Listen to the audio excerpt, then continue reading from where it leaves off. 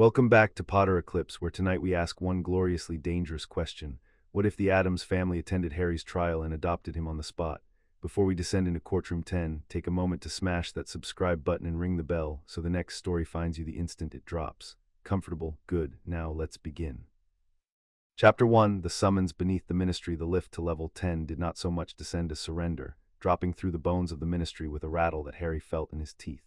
Two Aurors rode down with him, and neither said a word. One of them had the good manners to look ashamed of himself. The other studied the ironwork of the grill like a man expecting to be quizzed on it later, and Harry decided he preferred the honest cowardice of the first man to the fixed neutrality of the second.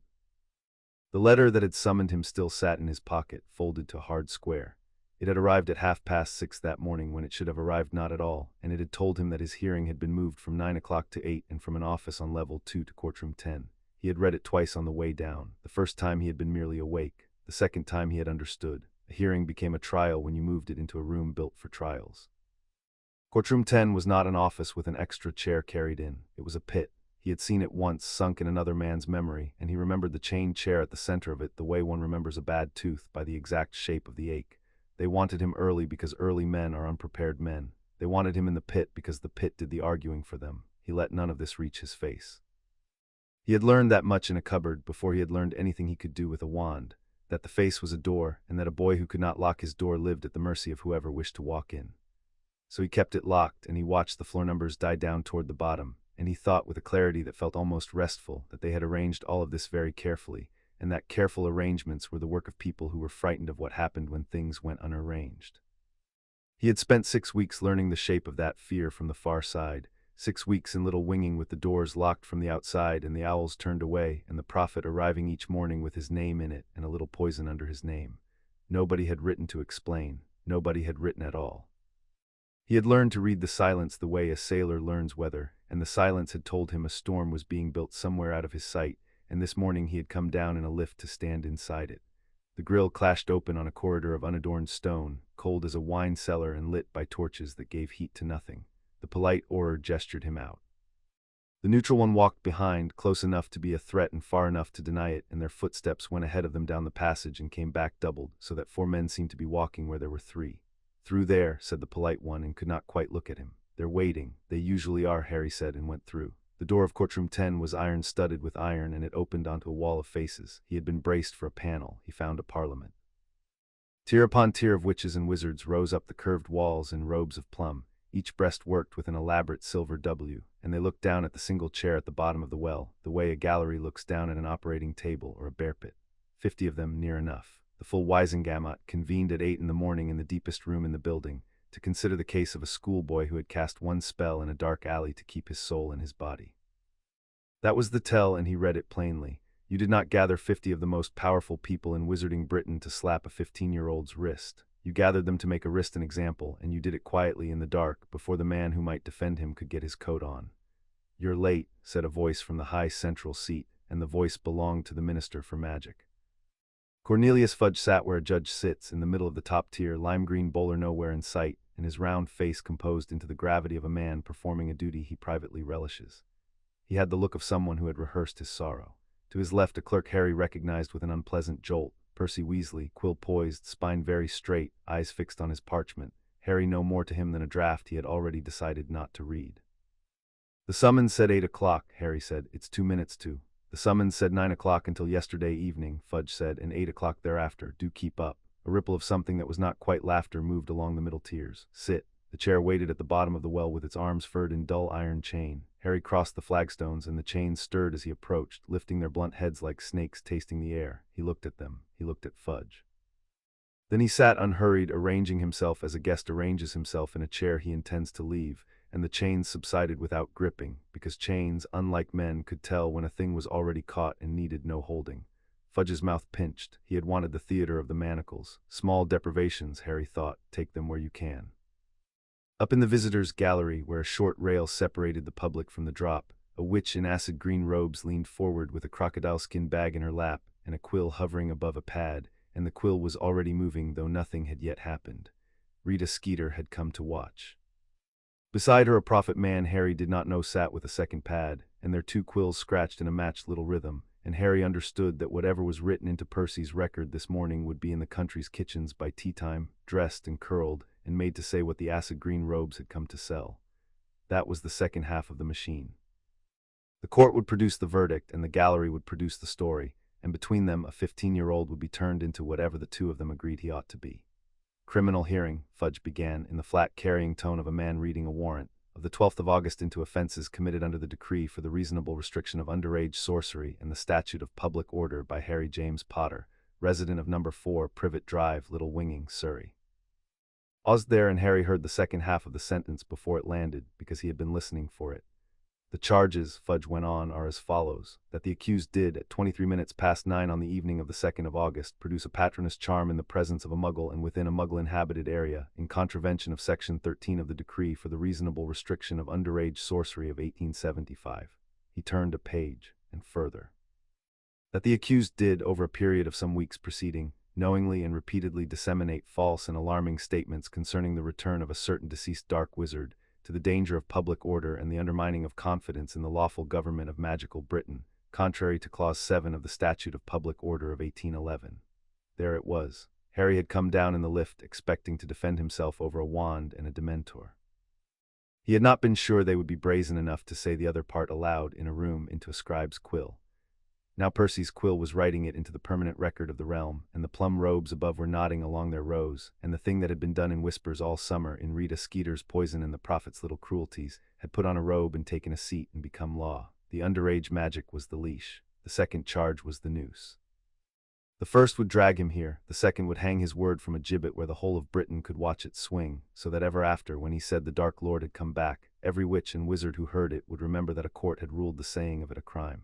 He understood, sitting in that chair, that he had not been brought here to be punished. He had been brought here to be discredited, and the punishment was only the hook they were hanging the discrediting on. "Does the accused understand the charges?" Fudge asked. "I understand them better than you'd like," Harry said. "A simple yes will suffice." Then yes and no. 50 faces sharpened on him, and the sharpening steadied him rather than otherwise. He had spent a summer being talked about by people who would not talk to him. It was almost a rest to be looked at by his accusers directly, where he could look back. "I understand the first charge. The second one isn't a charge. It's a story you'd like a court to sign. The accused will confine himself to answering," Fudge snapped. "The accused hasn't been asked anything yet." A woman 2 seats along from Fudge shifted, and Harry marked her. She was square-jawed and monocled, her robe fastened at the throat with a plain iron pin rather than the fussy silver of the rest, and she had the settled stillness of someone who had spent a career watching men lie to her and had stopped being entertained by it. Amelia Bones, head of the Department of Magical Law Enforcement. She had not nodded with the rose. She was reading the charge sheet, and her mouth had gone thin. "Minister," she said without raising her voice, and the room quieted for her in a way it had not quieted for Fudge. "Point of procedure before we proceed to embarrass ourselves. This began, on the paperwork I was shown a week ago, as a disciplinary hearing before 3 officials over a single count of underage magic. I find it has become a full sitting of the Wizengamot over 2 counts, one of them political. When did the second charge join the first, and by whose motion?" "The gravity of the matter," Fudge began. "The date, Cornelius, and the mover." Fudge's composure developed a hairline crack. He glanced briefly and without meaning to at the seat on his right, where a short, wide witch in a cardigan the color of a boiled sweet sat with her hands folded in her lap and her head tilted in an attitude of pink attentiveness. Harry followed the glance. He had never met Dolar's umbrage. He knew her the moment he saw her all the same, the way you know a spider by the tidiness of its web. She smiled at the room like a mistress surveying a class of small children who had been very good, and she said nothing at all, and her silence was the loudest thing on the top tier. "The second charge was laid on Tuesday," Fudge said, recovering, "on information received and joined to the first for efficiency. I would remind the honorable head of law enforcement that the composition of this body is at the discretion of the chief warlock and the minister, and that both discretions have been exercised." "The chief warlock," Bones repeated. "Then the chief warlock is here. He is expected." "He is expected," she said, "to a trial that began before he arrived. Let the record note the objection of the Department of Magical Law Enforcement to the joinder and to the hour and to the room." She sat back. Percy's quill scratched, and if it wrote what she had said, it wrote it small. The crack in Fudge did not close, but he papered it. "We will proceed. The evidence on the first count is straightforward and admitted. Scribe." Percy read in a clipped and colorless voice the statement of the improper use of magic office. He read the log of the trace, which had registered a patronus charm at the accused's registered address at 9:23 in the evening. He read the confirmation from the Muggle-worthy excuse committee that one Dudley Dursley had been treated for shock and given a story about a fainting fit. Nowhere in any of it was the word Dementor written down. The ministry had built a record with a hole in it exactly the size of the truth, and it meant to convict him of falling into the hole. The charm was cast, Fudge said when Percy had finished. A Muggle was present. The town is a Muggle town. The law does not inquire into reasons. The law, Harry said, inquires into everything or it isn't law. Section 7 of the same decree. Reasonable use of magic by an underage witch or wizard is permitted in circumstances of grave and immediate threat to life.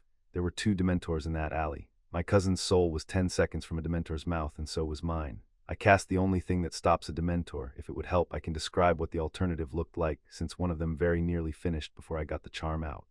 The word landed in the well and rolled up the tears. Dementors.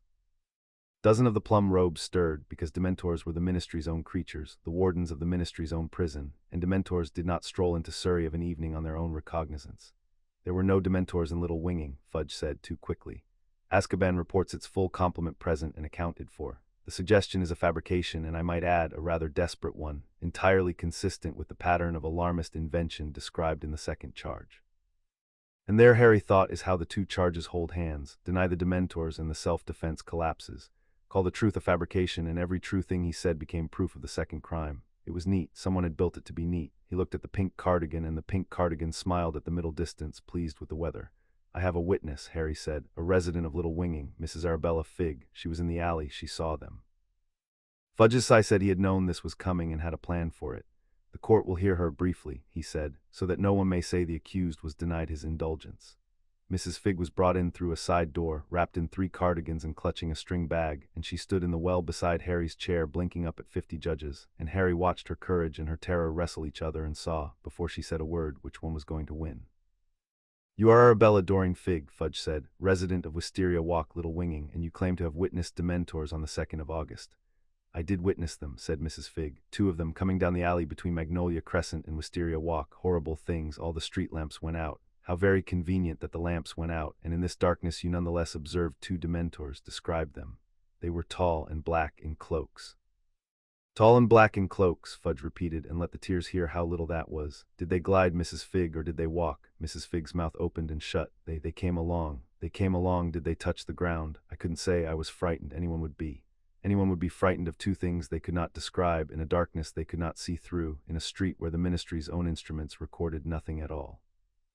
Fudge turned his hands palm up to the court, generous, sorrowful. I do not doubt this good woman believes what she says. The mind in a fright furnishes a great deal, but belief is not evidence, and I will not convict the ministry of losing 2 Dementors on the strength of an old woman's nerves. They let her out. She looked at Harry as she went, and there was an apology in it, and Harry gave her the smallest movement of his head to say it was not hers to make. Then the side door shut, and his last witness was gone, and it had gone exactly the way they had meant it to go from the moment they moved the hearing into a room where a frightened woman would look like a fool, and a frightened truth would look like a lie. On the second count, Fudge said, brisk now, eager to be back on the ground he had prepared, the ministry's evidence is the accused's own words, published and unretracted. Scribe read the exhibit. Percy lifted a page of newsprint and read from it in his colorless voice, and it was Harry's own interview, the one he had given the quibbler in the spring, the one true account of the graveyard he had been able to get printed anywhere, and Percy read it flat and stripped of everything that made it true, so that in his mouth the plainest facts of the worst night of Harry's life came out sounding exactly like the ravings the second charge accused them of being. He read the sentence about the Dark Lord's return. He read the sentence about Cedric. He set the page down. The ministry submits that the publication and repetition of these statements, absent any proof, constitutes the alarming falsehood the statute forbids. Absent any proof, Harry repeated. He kept his voice level. You've built the charge on there being no proof, and then you've spent the summer making sure no proof could ever be heard. You call my witness a confused old woman. You'll call my memory a delusion. You've arranged the room so that the one thing that would prove me right can't get through the door, and then you point at the empty doorway and call the emptiness my crime. That's not a prosecution. That's a man bricking up a window and charging the room with being dark. Fudge's mouth thinned, and Harry marked it, and understood he had drawn blood, and that blood in this room would be written down as insolence, and let it be written, because the record was the only thing he could still win. A heavy-set wizard on the third tier rose before Fudge could move to deliberation, and hitched his plum robes over a considerable stomach, and cleared his throat with the ceremony of a man who had waited some while to be noticed. Harry had watched him through the reading of the records. He had watched him the way you watch a dog that has been told to sit and is thinking about it. The wizard had a soft pink face and small, careful eyes, and a chain of office at his collar heavier than the office itself. "Counselor Bartholomew Craik," he said, for the record and for himself, "if the minister will indulge a question or two on the second count, since we have the young man here and awake, and it would waste the Wizengamot's morning to send him home unexamined. The counselor may question." Craik turned his careful eyes down into the well. "Mr. Potter, you are quoted in the Quibbler, and I understand repeated the substance at your school and to sundry persons over the summer, that the wizard called Voldemort has returned to a body and walks among us. Have I the substance of it?" "You have the substance," Harry said. "You've the name wrong. He isn't called anything so grand. He was a boy named Tom Riddle, and he grew up to be a murderer, and in June he came back. But yes, that's what I've said, because it is what happened." A murmur went along the tiers, thin and cold, the sound of a great many people made uncomfortable by a name and pretending it was the speaker who had discomfited them. "In June," Craik repeated and tasted the word and set it down. "At the conclusion of the Triwizard Tournament, where a competitor died, Cedric Diggory, he was murdered in front of me by Riddle's servant on Riddle's word while Riddle watched. So you say, and you were the only living witness." "I was the only witness who came back to say it. That isn't the same as the only one who was there." Craik brushed that from the air with a soft hand. "You will forgive an old man his caution, Mr. Potter. I find myself in a difficulty. A boy of 14 goes into a maze and comes out with a corpse and a very great story, and the story, remarkably, cannot be checked, for the only person who could confirm or deny it is, by the boy's own account, the most dangerous wizard of the age, who has since made himself conveniently invisible. It is a story that answers every objection by making the objector afraid. Do you see how it looks from up here?" "I see exactly how it looks from up there," Harry said. "It looks like a thing you'd rather not deal with, told by someone small enough to blame for it. That isn't evidence I'm lying, that's evidence you prefer that I was." He kept his voice level because he had felt the shape of the trap in Craik's patience, and the shape of it was this, that any heat he showed would be written down as instability, and any calm he kept would be written down as calculation, and the record was being built so that both would read as guilt. So he gave them neither the heat nor the smooth. He gave them the plain thing. "You asked whether I see how it looks. I do. Now I'll ask you one. If I'm wrong, why is the minister so frightened of my being right that he moved a schoolboy's hearing into the deepest courtroom in the building and called out the whole Wizengamot to hear it at 8 in the morning? You don't bring 50 judges to bury a lie. You bring them to bury a thing you're afraid is true." Craik's careful eyes did not change, but he sat, which was its own kind of answer, and into the small opening his sitting made there inserted itself a soft, girlish, apologetic sound, 2 syllables, delicately coughed. "Hem hem." Every eye on the top tier went to the pink cardigan, and the pink cardigan looked mildly astonished to find itself the object of attention, as though it had merely sneezed and could not think why the room had turned. "Forgive me," said Dolor's Umbridge, in a voice like sugar dissolving in warm milk. "I so hate to interrupt, only it does seem to me, and I am sure I am being very foolish, that we are permitting the accused a great deal of, speech-making, when the matter is really so very simple. A child broke the law. A child has been telling stories that frighten people and make them doubt their government, which loves them and wishes only to keep them safe. Whether the stories come from wickedness or from a poor troubled mind, and I do so hope it is the second, they cannot be allowed to go on, for everyone's good, including, I am quite sure, the child's own." She turned her damp, wide smile down into the well and settled it on Harry like a hand laid on top of a head. "You do want to be safe, don't you, dear?"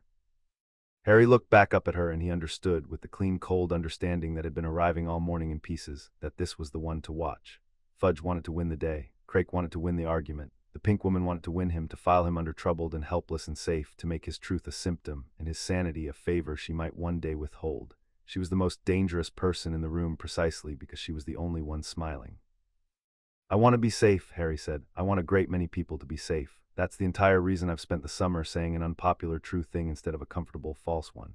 If you'd like to keep me safe, you could start by finding out who sent 2 Dementors to a Muggle street to take my soul. It wasn't me. And it was Voldemort's habit to send the Ministry's own creatures to do his errands, which leaves rather a short list of people with the authority to move a Dementor." The smile did not go, but something behind it did briefly, the way a fish moves under ice, and then the ice was smooth again, and she folded her hands and lowered her lashes and said sweetly, "What a very great imagination," and the tears laughed their thin, cold laugh, and Harry marked in the ledger he kept behind his locked face that he had put a hook in and felt it snag on something before it slipped free. Then a dry old voice cut across the laughter, and the laughter stopped. "I would like it noted," said a wizard high on the second tier, "that I have sat on this bench for 41 years, and I have never once seen the statute of public order dusted off to prosecute a child for the crime of frightening the minister. He was tall even sitting down, with a mane of iron-gray hair and a beard to match, and his robe was old and well-kept, and his voice had the unbothered carry of a man who had long ago stopped needing anything from anyone in the room. Harry did not know him. He liked him at once in the plain animal way you like the one person on a crowded platform who is standing between you and the wind. Tiberius Ogden, Fudge said, and the geniality had gone brittle. You are, of course, entitled to your view. I am entitled to rather more than my view, Cornelius. I am entitled to the plain reading of the statute, which requires that the alarming statement be false. You have not proven it false. You have declared it false and dressed the declaration in a second charge, and asked us to convict the boy of the first because we have already agreed to be frightened of the second. That is not a prosecution. It is a snake eating its own tail, and I have no appetite to watch it, nor to be recorded as having watched it in silence. He looked along the rows, unhurried. Some of you feel as I do. I would remind you that the record outlives the minister. It was not a majority. Harry could see that it was not a majority, but it was a fracture, thin and real, running up through the plum from Ogden's seat, and here and there along the tiers a face turned toward the crack as toward a draught of clean air. Fudge saw it too. His color went up. The court thanks the honorable member for his history lesson, Fudge said. We are not here to debate the statute. We are here to apply it, and we will apply it the moment the chief warlock deigns to join us. The door at the top of the visitor's stair opened, and Albus Dumbledore came in. He came without hurry and without apology, in robes of midnight blue, and the room performed a small involuntary genuflection at the sight of him, a settling of shoulders, a lowering of voices. He inclined his head to the Wizengamot at large. He did not look at Harry. That was the thing Harry noticed, and it went into him colder than the room. All summer he had been starved of Dumbledore. No letter, no word, no explanation. While owls came for everyone but him, and the world came apart in the newspapers. He had built, in the silence, a warm certainty that when the moment came the old man would arrive and lay his hand on the scales and make it right, because that was what the old man did. And here was the old man arrived, and the hand did not come, and the eyes did not turn, and Dumbledore moved to a chair at the side of the well and folded his hands and regarded a point somewhere above Harry's head with the mild attention of a man watching a kettle he expects in time to boil. Harry looked at the averted profile and felt the certainty go out of him like water from a cracked cup, and into the space it left a colder, more useful thought moved and made itself at home. He isn't looking at me because he already knows how this ends, and he has decided he can live with it. He did not yet know all the reasons that would prove true. He knew only, watching that careful blue profile decline to meet his eye, that the game in Courtroom 10 had more than one player at the board, and that the man he had trusted to overturn it had instead chosen a good seat from which to watch it play out. If Warlock, Fudge said, and there was a needle of pleasure in it, because Fudge had wanted Dumbledore to arrive late, to be seen arriving late, to be made smaller by the lateness. So good of you to join us. I was given to understand the hearing was at 9, Dumbledore said pleasantly. I find it is at 8, and I find it is not a hearing. One is always learning. The Wizengamot exercised its discretion. So I see, a great deal of discretion, exercised very early, very far underground. He settled his half-moon spectacles. Do carry on, Cornelius. I would not dream of interrupting justice in such a hurry to be done. It should have been a rescue. It had the shape of a rescue, the dry Dumbledore music of it. But he still had not looked at Harry, and Harry, who had spent his life reading the small print of people who held power over him, understood that the words were aimed at the rose and not held out to the well. Dumbledore had come to protect something. Harry was no longer sure the something was him. Then we deliberate, Fudge said. The accused may make a statement first if he wishes before the vote. Harry stood. The chains stirred and thought better of it. He did the arithmetic he had been doing since the moment he sat down, the plain cruel sum of it, 50 members. He needed a majority to acquit, or rather they needed a majority to convict, and the whole of his summer lived in the difference between those two sentences. A dozen faces looked troubled. Ogden's fracture had turned perhaps half a dozen more toward the light, but half a dozen was not 25, and 25 was the number that mattered.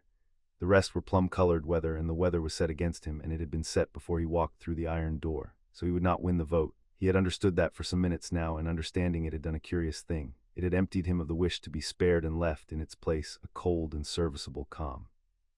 A person who still hopes to be let off will trim his words to please the jury. A person who knows the jury will not be pleased is free to say the true thing plainly and let it stand in the record where hope cannot reach to soften it. The thing left to do was to lose in a way the record could not later digest. You've charged me with two things, Harry said, and his voice came out level and low and carrying because he had decided somewhere in the last hour that he would not shout in this room. That shouting was what they had built the room to provoke and then to convict. The first is casting a spell to keep two people alive. I'll answer that one gladly because I'm not ashamed of it, and Section 7 says I don't have to be. The second isn't a thing I did, it's a thing I said. I said a man came back. I said it because it is true, and because people are going to die if the country goes on pretending it isn't. And you have made a law this morning that says the saying of a true thing is a crime against public order. He let his eyes move along the top tier, Fudge, the empty air where Dumbledore's gaze should have been, the pink cardigan. You can vote however you like, you've plainly decided. But I want it in the record, in your scribe's own hand, that on the 12th of August this court was asked to rule that telling the truth endangers the state, because one day it is going to matter who was in the room. Silence held the well, the particular silence of a great many people deciding at once not to be the first to speak. Then the torches went out, not one by one. All of them all at once, along every wall and every tier. The flames sucked flat into their brackets as though a great mouth had closed over the whole room and drawn the breath out of it. And Courtroom 10 dropped into a darkness so total that the plum robes and the silver W's and the 50 faces were simply gone, and there was nothing but cold stone and the sound of 50 people discovering in the same instant that they had never truly liked the dark. The cold came a half-second behind. It rolled down from somewhere above the visitors' gallery, a cellar chill with a grave's patience in it, and the flagstones under Harry's feet went slick with a dew that had not been there a moment before. Somewhere in the black a witch cried out. Somewhere a man said the word wands in a voice that had forgotten how, and 40 wands lit at once in a panic of little cold stars that warmed nothing and only carved the shapes of open mouths and hollow cheeks, and Fudge half out of his seat. Into that stuttering light at the top of the visitors' stair, where the iron door of Courtroom 10 stood open on the passage beyond, something groaned. It was not a human sound, and not quite an inhuman one. It was the sound a cathedral door makes when it has not been opened in 100 years and resents being opened now, a low grinding organ note of a groan, and it came from a shape that filled the doorway, 7 feet of it and more, shoulders like a lintel, hands like spades folded at its front, and the little wand stars found it and slid off it and gave up. Behind the shape and around it the temperature went on falling. A raven came through the door first. It came in on the failing air without a single beat of its wings, coasting down over the heads of the Wizengamot in one long dark line, and it settled on the back of the very chair Harry had risen from, and folded itself, and regarded the minister for magic with an eye like a bead of jet. Then the woman stepped past the enormous shape in the doorway and into the top of the light, and the cold seemed to gather behind her like a train. She was very tall and very thin, and dressed in black that fit her the way night fits a window, one straight column of it from throat to floor, her skin white as candle fat, her hair black and falling in one unbroken fall to her waist. She was not young and she was not old. She looked, Harry thought, the way an elegant knife looks, the way certain very old and very expensive things look, complete, unhurried, and entirely without need of anyone's permission. Her eyes went down the well and over the 50 upturned faces the way a woman looks over a table she is deciding whether to buy, and where they passed the plum robes leaned away without knowing they were leaning. She reached the head of the stair and stopped and looked down the length of Courtroom 10 at the chained chair at the bottom, and at the 15-year-old standing beside it in the light of 40 frightened wands, and something in the white face gentled by a degree that only Harry, at the bottom of the well, was near enough to see. "There he is," she said. Her voice was low and unhurried and carried into every corner of the sunken room without the smallest effort, a voice with a cellar's cool in it and a cathedral's calm, and it fell into the frightened silence and lay there like frost on grass.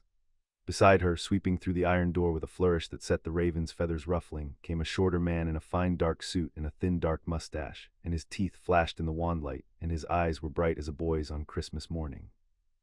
He took one look at the tiered ranks of the Wizengamot glaring down into the pit, one look at the manacled chair and the minister half risen and the whole grim apparatus of the trial spread beneath him like a feast, and he threw both arms wide, a man greeting a room decorated for his particular delight. A courtroom, the man breathed, in an accent rich as funeral flowers, and there was in his voice a genuine and rising rapture. "Cara mia. They have brought the child to a dungeon and set him in chains and gathered 50 enemies to damn him in the dark." He seized the tall woman's hand and pressed his lips to the inside of her wrist and did not stop pressing them as he spoke, so the words came muffled and adoring against her skin. "It is the most romantic thing I have ever seen. We are absolutely going to keep him." And into the ringing hush of Courtroom 10, from just behind the towering shape in the doorway, a girl's voice, flat and clear and entirely unmoved by 50 of the most powerful people in Britain, said, "He is smaller than the file suggested. That is acceptable. Small things fit into more places." Harry looked up the length of the well, past the man kissing the woman's wrist, past the raven and the groaning giant, to the doorway where a girl his own age stood in a black dress with a white collar, 2 dark braids framing a face the color of paper and about as easy to read, her hands at her sides and her eyes, black and steady and faintly, remotely curious, fixed on him. For one full second the girl in the doorway and the boy in the pit looked at each other across the ruin of his trial. Then she came down the first step into the dark, and the raven watched the minister, and the cold went on falling, and the Addams family arrived. Chapter 1 and Chapter 2. Uninvited they came down the visitors' stair in a procession, and the procession did not hurry, because the family had never in its history hurried for anyone, least of all a room full of people who had turned out the lights. The tall woman went first.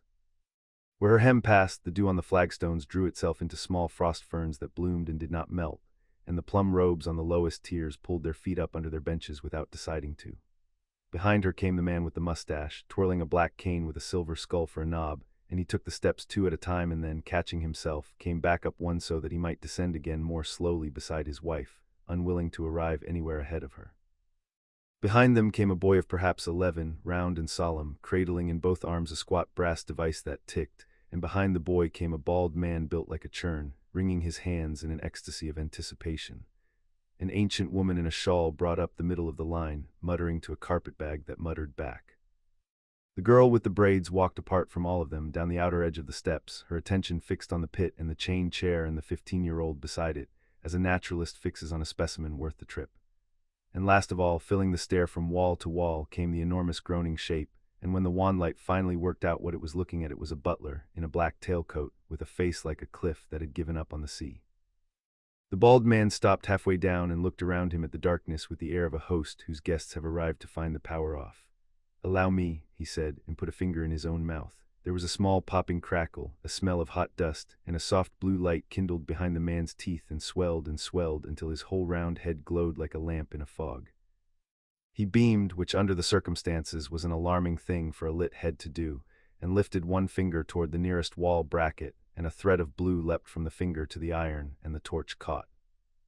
He walked the length of the well pointing at brackets, and one by one the torches came back, not to their old smoky orange, but to a cold and even blue that made the silver W.S. on 50 robes shine like fish scales, and Courtroom 10 filled again with light that no one in it had asked for and no one in it was going to enjoy.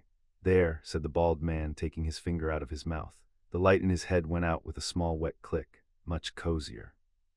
For a moment nobody in the Wizengamot said anything at all. 50 people who convicted schoolchildren for breakfast sat in the blue light and watched a family arrange itself at the bottom of the most feared courtroom in Britain, as a family arranges itself in a hotel lobby, and could not, between the 50 of them, produce a single word. Fudge found his first. He came the rest of the way to his feet, both hands flat on the rail of the high seat, and his voice cracked on the top of its register before it steadied. "This is a closed session of the Wizengamot," he said. "Who in the name of Merlin are you, and how did you get past the Aurors on level 9? The tall woman had reached the floor of the well. She turned, and the turn was a slow and complete thing, the whole column of her coming round to face the high seat, and she regarded the minister for magic across the pit for long enough that a person of ordinary nerve would have found somewhere else to look. "The Aurors on level 9, she said, were very kind. One of them fainted. We covered him with his cloak so that he would not take cold. You should give him something warm when he wakes. He has had a fright, poor lamb, and he is going to remember our faces for the rest of his life." She let that settle. "I am Morticia Addams. This is my husband, Gomez, our children, our family. We have come a very long way through a very great deal of your architecture to attend to a matter of blood." "A matter of," Fudge began. "Blood," said Morticia, and the word in her mouth was a caress and a threat, folded together so that you could not have said where one left off. "The oldest kind of matter there is, older than your courts. Older, I should think, than your building, though I will admit your dungeons have a certain reach. I congratulate whoever chose the damp. It takes a generation to get damp like this, and you have it in a public office. I am moved." Gomez had arrived at her side and could contain himself no longer. He flung out an arm at the 50-tiered faces, the chained chair, the whole cold apparatus of the pit, and his eyes shone. "Tish," he said low and adoring, using a name that clearly meant more to him than any name in the room meant to anyone. "Look at it, a real star chamber. They still have one. I thought the English gave these up with the thumbscrews." He kissed her hand, he kissed her wrist. He was evidently prepared to go on kissing his way up his wife's arm through the entire proceeding, business permitting. "I have never been prouder to break into anything." "Later, mon amour," said Morticia, without heat, resting one white hand on the top of his dark head for a moment the way you rest a hand on a beloved and excitable dog. "There is a child." At the word child, the whole family turned as one and looked at Harry. He had spent the last several minutes doing what he did in every room he could not control, which was to stand still and take an inventory. 7 of them, and the raven, and the butler who counted as 3. The bald one commanded electricity without a wand. The old woman's bag was alive. The girl had not once looked away from him, and had not blinked as often as a person should. And every one of them, from the ancient shawled woman to the round solemn boy, was looking at him now with an interest that had no fear in it and no pity in it either, an interest that was simply unbearably glad. And Harry, who had catalogued a great many kinds of attention in his life and learned to survive most of them, discovered that he had no file for this one at all. "Hello," said the girl with the braids.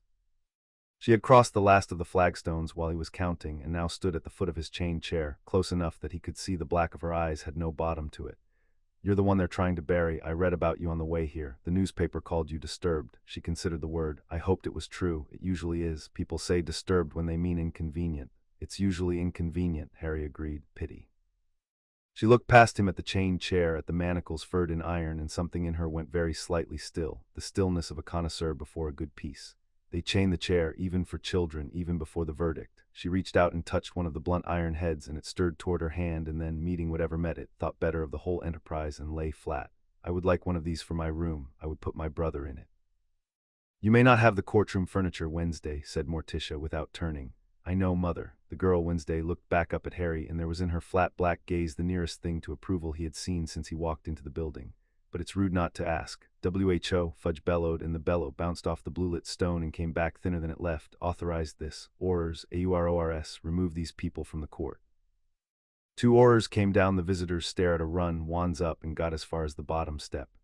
The butler had reached the bottom step by then, and he was standing on it, and he did not appear to have moved to place himself there, and yet there he was, 7 feet of black tailcoat entirely filling the only exit, with his enormous hands folded and his cliff of a face pointed down at the two aurors. He looked at them.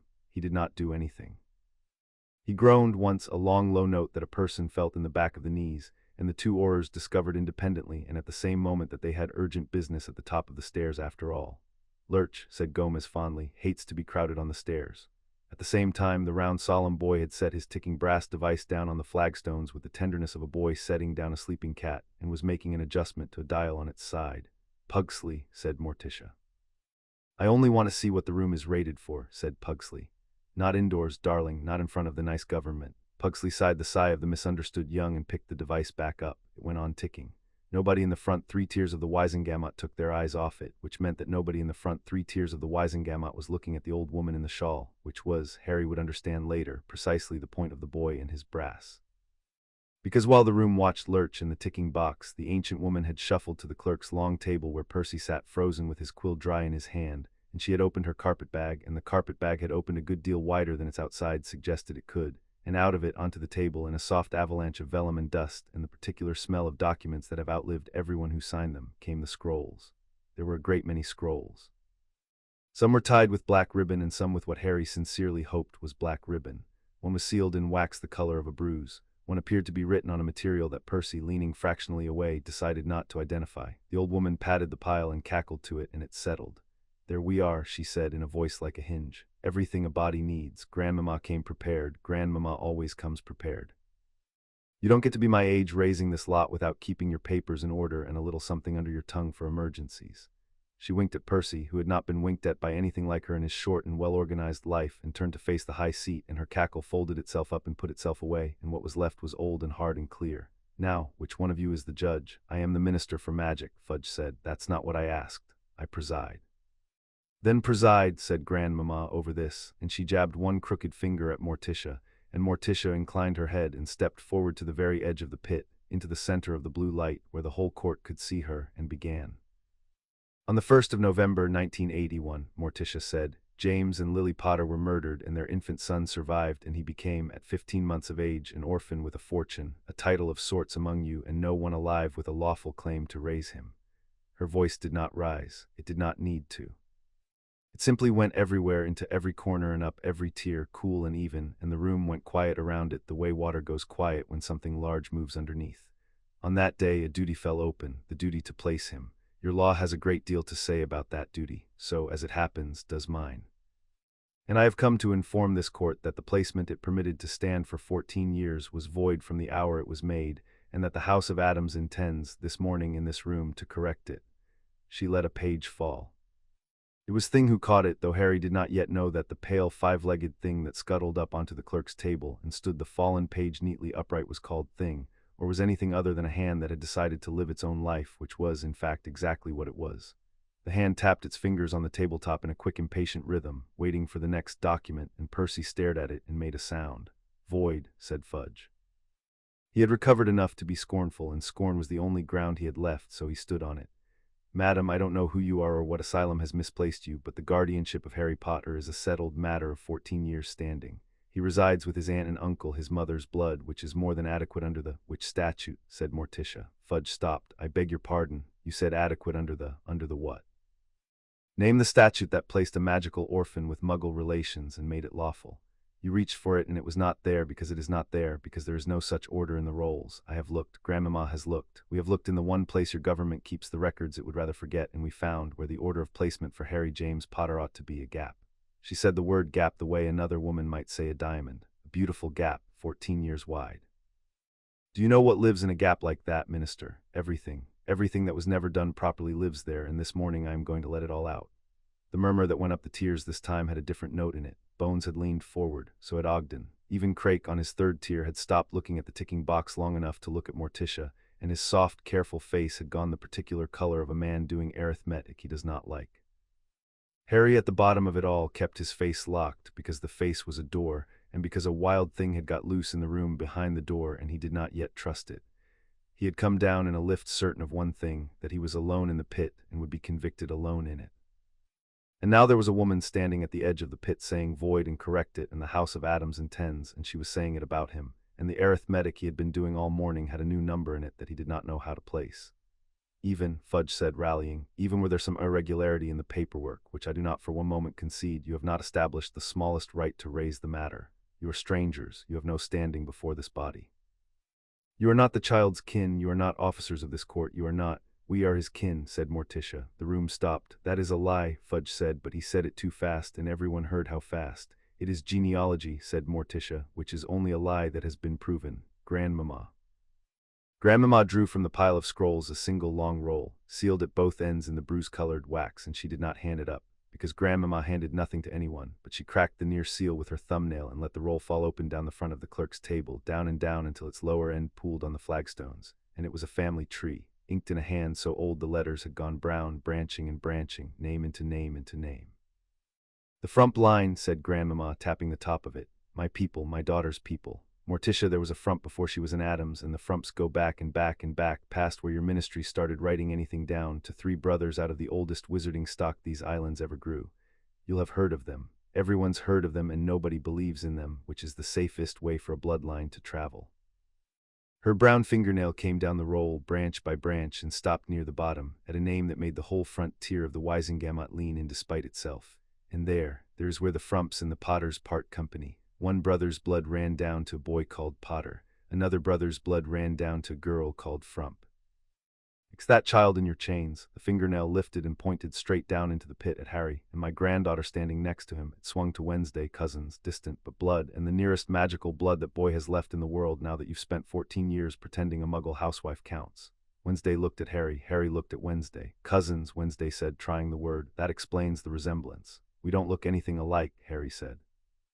Not the face, she studied him with her bottomless attention. The eyes, you have the eyes of someone who has done the arithmetic and knows the answer is that no one is coming. I have those eyes. Grandmama has those eyes. It runs in the family. She tilted her head. It doesn't have to run in you anymore. That's usually the point of family. He had no answer for that. He had a great many answers for cruelty and none at all for whatever this was, and he was still hunting through the empty drawers of himself for one when a new voice entered the well, and it was a voice the whole room knew, and the whole room turned to it as flowers turn, and it belonged to Albus Dumbledore. Madam Addams. Dumbledore had risen from his witness's chair, and he came forward into the blue light with his hands open and his face arranged into its gentlest lines, and every eye in the Wizengamot went to him with relief, because here at last was someone the room understood, someone who could put the strange cold family back outside the door where strange things belonged. You will forgive an old man for intruding on so dramatic an entrance. I am Albus Dumbledore.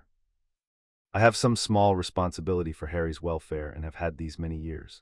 Whatever the merits of your claim, and I do not doubt your sincerity, this is neither the room nor the morning to press it. The boy is in the middle of a legal difficulty. Let us conclude that difficulty quietly, and then you and I might sit down over tea and untangle these questions of blood with the care they deserve. It was beautifully done. Harry watched it be beautifully done. It gathered the whole room up in its arms, and it offered the Addams a graceful exit, and it put Dumbledore back at the center of things where the room wanted him. And it did all of this while conceding precisely nothing, and the only flaw in it, the single hairline flaw, was that Morticia Addams was still looking at Dumbledore as she had looked at the manacled chair, as a piece of furniture she now understood the making of. Tea, she said. Tea, said Dumbledore, smiling. How kind and how quick. She glided one step nearer to him, and the frost ferns bloomed under her hem, and Dumbledore, to his credit, did not step back, though a muscle in the room stepped back on his behalf. You have some small responsibility for the child's welfare these many years. I wonder, Mr. Dumbledore, whether you would care to tell this court into that young man's scribbling quill the precise legal instrument by which that responsibility was conferred on you. A guardianship order. I should love to read it. A grant of custody from the Wizengamot. Name its date. A provision in the parent's will. She held his eyes. Do please mention the will. Something happened in Dumbledore's face that Harry had never seen happen in Dumbledore's face. It was very small, and it was very brief, and it was gone almost before it arrived, a flicker at the corner of the eye, the flinch of a man who has stepped in the dark onto a stair he was sure had one more step. And then the gentleness was back, seamless, and he spread his hands wider still. These are complex matters, Dumbledore said, poorly served by haste. They have been served by 14 years of the opposite of haste, said Morticia, and look how they turned out. No, I think we will not have tea. I think we will have this out here in the damp in front of everyone, the way the best things are had out. You wish to conclude the boy's legal difficulty quietly. I intend to conclude it loudly and completely, and in a manner from which it cannot be unconcluded once the room has gone home. Sit down, Mr. Dumbledore. You will want a good seat. Some of what is coming concerns you. And Albus Dumbledore, chief warlock of the Wizengamot, the greatest wizard of the age, looked for one moment as though he might argue, and then did not argue, and sat down. Harry had watched Dumbledore command this room by walking into it. He had just watched a woman command Dumbledore by asking him one question about a will. Whatever else was true about the morning, that single fact rearranged the furniture of the world, and Harry, locking it away behind his door with all the rest, found that his hands had come loose from the arms of the chair and were, for the first time since he sat down, simply at rest. This is monstrous, Fudge said, but the wind had gone out of him. There are procedures, there is order. You cannot simply, a private family cannot simply seize the floor of the Wizengamot and announce that it is adopting the accused in the middle of his own trial. Can't we? Said Gomez, delighted. Cara mia, he says we can't. Isn't he wonderful? I could listen to him say can't all day. The pink cardigan uncoiled itself from the top tier. Dolor's umbrage had said nothing through the whole of the entrance. She had watched the torches relit and the scrolls avalanche and the butler fill the stair, and she had watched with her head tilted and her hands folded and a small damp smile fixed in place, the smile of a woman filing everything she sees under later. Now she rose, and she gave the little cough that Harry was beginning to understand functioned in her the way a rattle functions in a snake, a courtesy extended to the world before the strike. Hem, forgive me. Forgive me, I am sure I am being very silly. She came a step down toward the rail, and her voice went out over the pit, soft and sugared and slow, pitched for a nursery. Only I do so worry when I see people in such a state, poor things, so confused, such a very long way from wherever it is they ought to be.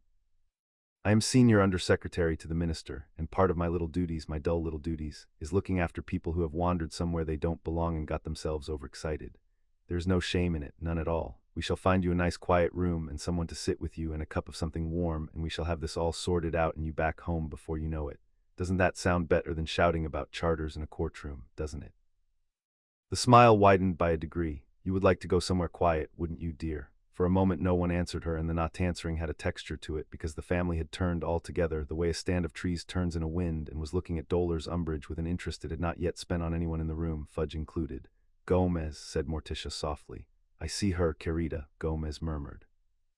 He had taken his wife's hand again and was holding it against his heart, and his bright eyes were fixed on the pink cardigan with the reverent horror of a collector who has walked into a junk shop and seen, on a shelf between two chipped teapots, something genuinely rare. She smiles while she does it, Tish, she smiles. I know. She offered to put us somewhere quiet with someone to sit with us, and she called it kindness. I heard moan share. I have not, said Gomez with feeling, met anything that pure since your mother. He kissed Morticia's knuckles. Across the pit, Grandmamma, who was that mother, cackled and did not deny it. Umbridge's smile held, but her eyes had begun to move, small and quick, from face to face, doing the sum that everyone in the room eventually did in getting, as everyone eventually got, an answer she did not care for. I don't believe, she said, a little less sweetly, that we have been introduced.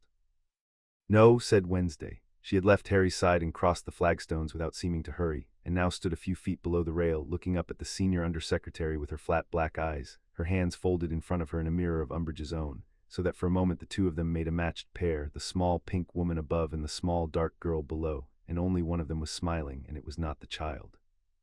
You want to take my cousin somewhere quiet, Wednesday said, with someone to sit with him and a warm drink so he stops saying the thing you don't want said. She considered the pink cardigan the way an entomologist considers a specimen still moving on the pin. I know this game, we play it at home. It is called cornered, and the way you win is you convince the small frightened thing that the walls are kindness. I am very good at it. A pause. I am better than you. You put sugar on yours. That is a beginner's error. The sugar tells them something is wrong. The really frightening ones never sweeten it at all. What a peculiar child, said Umbridge, and the smile had gone thin and cold at last, its sweetness worn through to the wire underneath. Somebody ought to see to her. Somebody does, said Morticia. Constantly. It is the joy of my life. Uncle Fester, who had been quietly delighted by the whole exchange, chose that moment to be helpful. He shuffled to the base of the tier below Umbridge, beaming up at her, and lifted one thick finger. You look chilly, he told her kindly. All this lovely damp here. A thread of blue light crawled up out of the flagstones, up the finger, and hung crackling at the tip, and Fester offered it toward the pink cardigan with the warm generosity of a man passing round a plate of biscuits, and the entire second tier of the Wizengamot came to its feet at once and got out of the way of it. Fester, said Morticia, the undersecretary did not ask to be warmed. She said warm drink, said Fester, wounded. I thought she liked warm. Put it away, darling. Fester sighed and closed his hand around the light and swallowed it and hiccuped a small spark and looked contrite. Up at the rail, Dolor's Umbridge had gone the color of the underside of a mushroom, and she lowered herself back into her seat with the careful dignity of a woman who has decided that the moment for the nursery voice has, for now, passed. Down on the flagstones, Pugsley's brass device gave a single loud talk, louder than its steady ticking, and the needle on its dial had crept while everyone watched Fester, a good way toward a small painted skull at the far end of the gauge. Mother, said Pugsley with the mild scientific interest of a boy reporting a reading, the room's fear is up. It does that. It likes it when the pink one talks. Yes, dear, that is why we do not let the pink ones talk for long. Morticia turned back to the high seat and the temperature of her voice dropped another courteous degree. You will forgive my family minister, they have manners. They simply keep them for occasions that deserve them, and your senior undersecretary, it seems, does not. She wished to remove an inconvenient child to a quiet room and call it care. We have some experience of people who wish to do that. We have made rather a specialty, over the centuries, of arriving after they have had their way and correcting the arithmetic. It is only that we are usually late. Today, for once, we are on time. Wednesday had drifted back to Harry's chair while her mother spoke. She resumed her post at his shoulder and watched Umbridge sit fuming in the pink, and she spoke without turning her head, quietly, for him alone. You knew that trick, she said. It was not a question. When she started, your face did something, not much, a door closing, but I saw it. I've had the quiet room, Harry said before he had decided to say it. Not the drink, the rest of it, somewhere small and a lock on the outside, and everyone agreeing it was for my own good. Wednesday was silent a moment. On the tier above, Grandmamma had begun to grumble to her carpetbag about the poor quality of modern villains, saying that Cousin It could have talked that pink creature into a hedge and out the other side before she got her second hem out, and that it was a disgrace to send a family all this way for a woman who sweetened her poison. A cupboard, Wednesday said at last. The newspaper didn't print that part, it printed disturbed. She looked at the manacled chair and at Harry sitting in it unchained, and something moved very far back in the flat black of her eyes, the closest thing to whether Harry had seen cross that still face. When my mother is finished with them, they are going to wish they had only been rude to you. Rude, we forgive. Rude is Tuesday, but a lock on the outside of a child's door. She let the sentence stop there unfinished, the way you leave a blade in a drawer where everyone can see it. That we keep. The raven, which had sat all this while on the back of Harry's abandoned trial chair with its jet eye on the minister, chose that instant to unfold and cross the pit in one soundless glide and settle on the rail directly in front of Cornelius Fudge, close enough that he flinched, and it looked at him, and it said in a small clear human voice that belonged to no bird ever hatched, order. Order in the court, and then tucked its head under its wing and appeared to go to sleep. That bird, said Fudge faintly, just spoke. He picks things up, said Gomez, proud as a father. We took him to a hanging once. He said nevermore for a month, couldn't stop him. It got so we had to hide the calendar. Fudge opened his mouth and shut it and looked around the tiered ranks of the most powerful court in the country for someone, anyone who would restore the world he had woken up in, and found only 50 pale faces and a family arranging his courtroom to its liking, and it was into that silence, precise and merciless as a surgeon opening a wound, that the head of the Department of Magical Law Enforcement rose. Point of order, said Amelia Bones. She stood with one of Grandmamma's fallen documents in her hand, the long frump roll's twin, a shorter scroll bound in black ribbon that thing had carried up to her along the rail with the officious dignity of a page delivering the crown, and she was reading it, and her monocle had fogged slightly with the reading, and she had not stopped to wipe it. Minister, before the court works itself further into a state, I would like the record to be accurate about what is and is not procedurally possible, because a great deal of what has just been said aloud is wrong, and some of it is wrong in the government's favor, which is the dangerous kind. She turned the scroll so the frontiers could see the seal at its head, a black seal, very old, showing a device Harry could not make out from the pit, but that made two of the older Wizengamot members go rigid in their seats. This is a writ of kinship claim. It is properly sealed. It is entered in a form I have only ever seen in the archive, never once across a working desk in 22 years. And it invokes," her voice went carefully flat, the flatness of a professional refusing to be impressed in public, "the right of sepulchral guardianship, which I had believed to be a story we tell junior clerks to frighten them into filing correctly."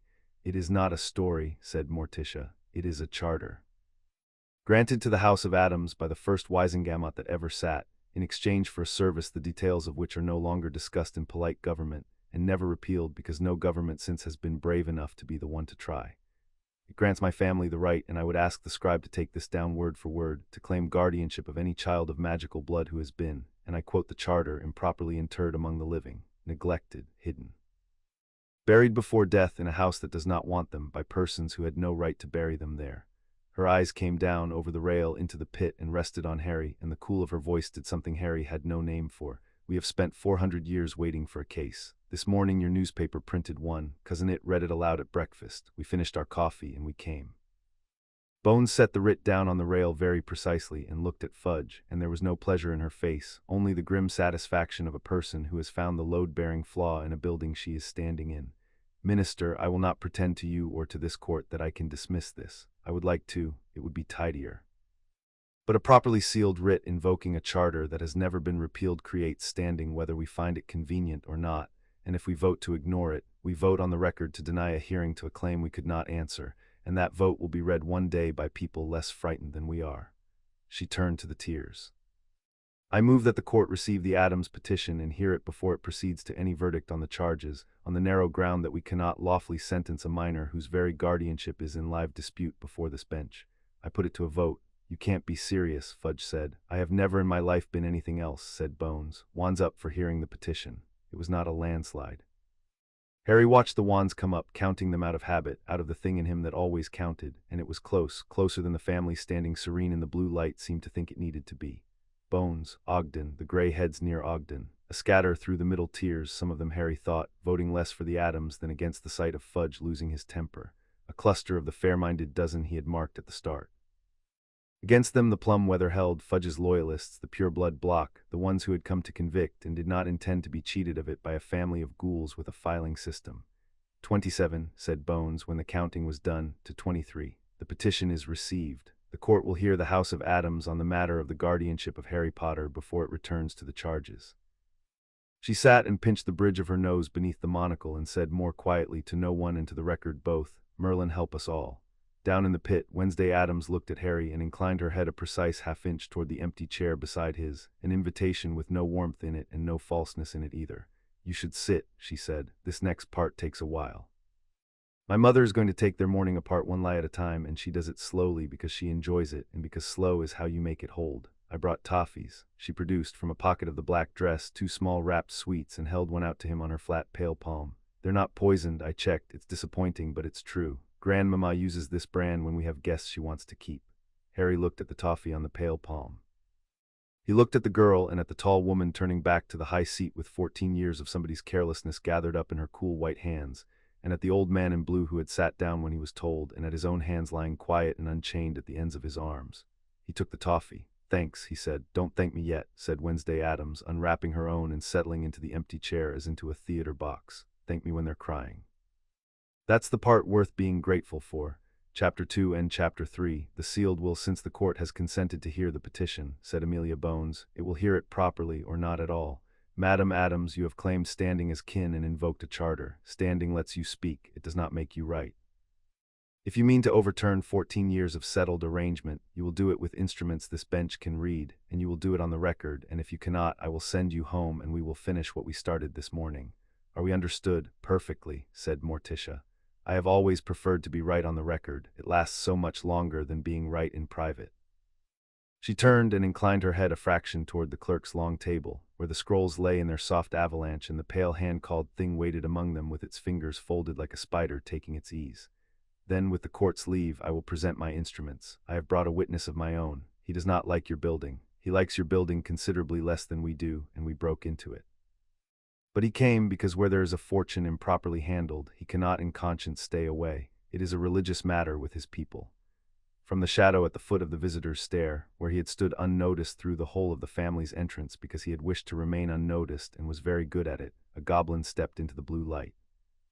He was old for a goblin, which is a great age indeed, and he wore the deep iron gray of the estate's division of Gringotts, and he carried a ledger under one arm that was bound in a leather no one asked about.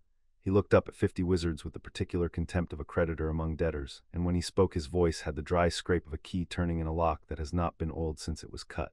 "Nagnok," he said, "of the estate's division. Keeper of the Potter accounts, among others, for 31 years, which is to say since before most of you learned to sign your names, and long enough to know exactly whose signature ought to be on a document and who should not." He set the ledger on the table beside Thing, and Thing tapped the cover once in greeting, and the goblin tapped it back, one professional acknowledging another. The bank does not usually appear before this court. The bank does not usually need to.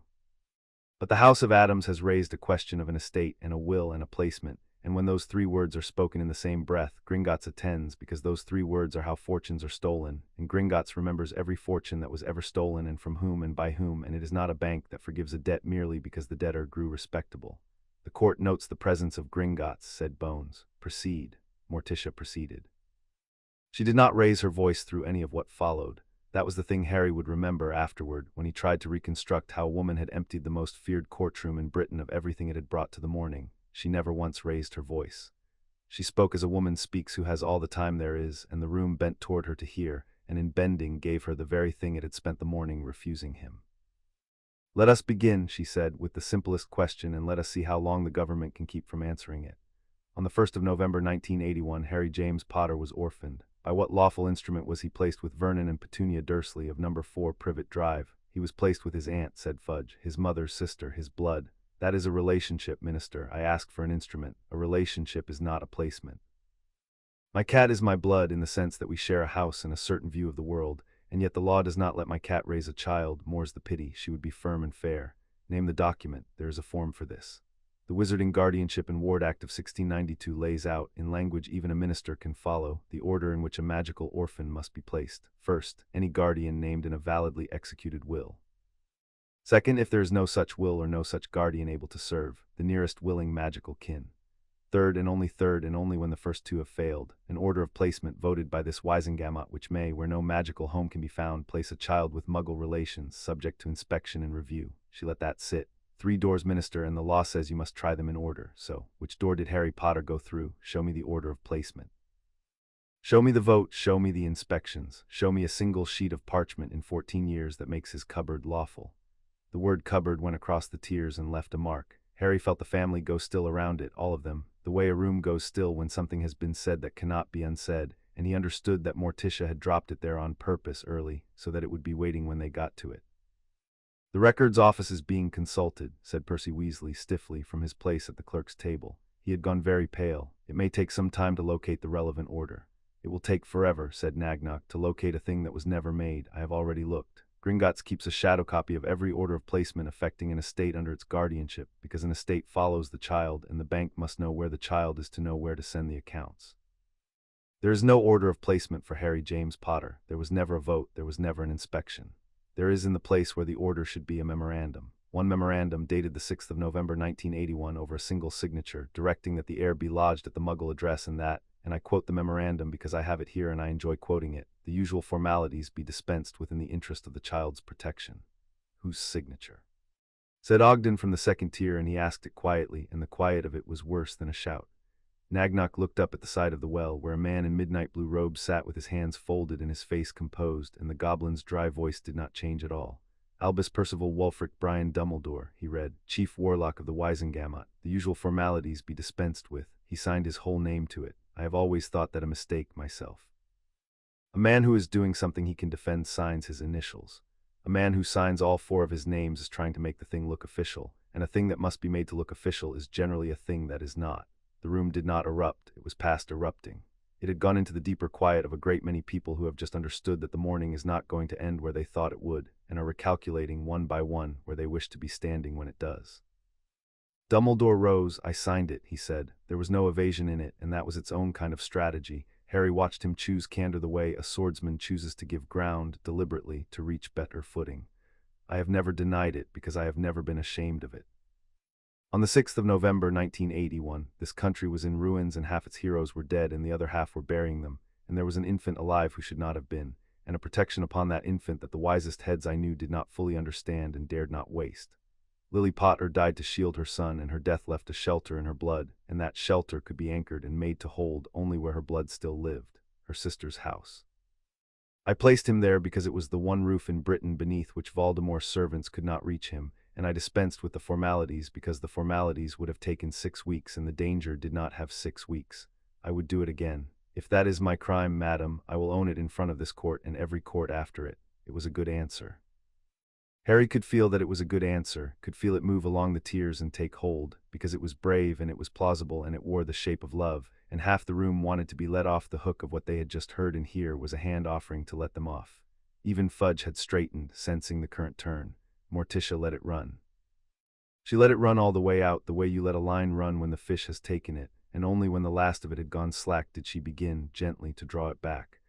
That is a beautiful account, she said. It has everything, sacrifice, danger, a shelter in the blood. I could almost weep, and I do not weep at weddings. Let us test it, because a thing that beautiful should be able to bear a little weight. She glided one step nearer the side of the well, and Dumbledore, to his credit, held his ground again, though the frost ferns bloomed toward his hem.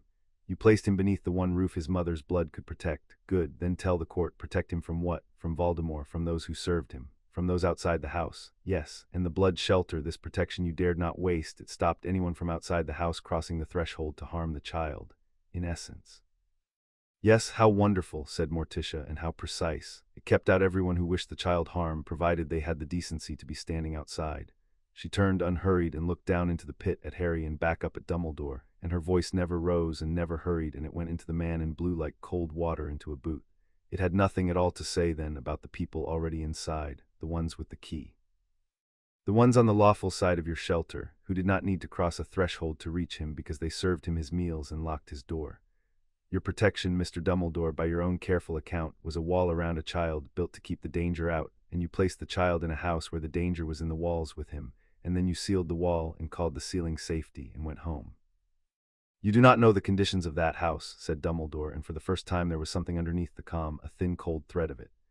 No, said Morticia, I do not, but I have Gringotts, and Gringotts knows a great deal because an estate is a nosy thing and hates to be neglected. Nagnock, the Potter Vault. In 14 years, how many withdrawals were made for the maintenance of the air, clothing, schooling before Hogwarts, a bed, the ordinary upkeep of a child with a fortune?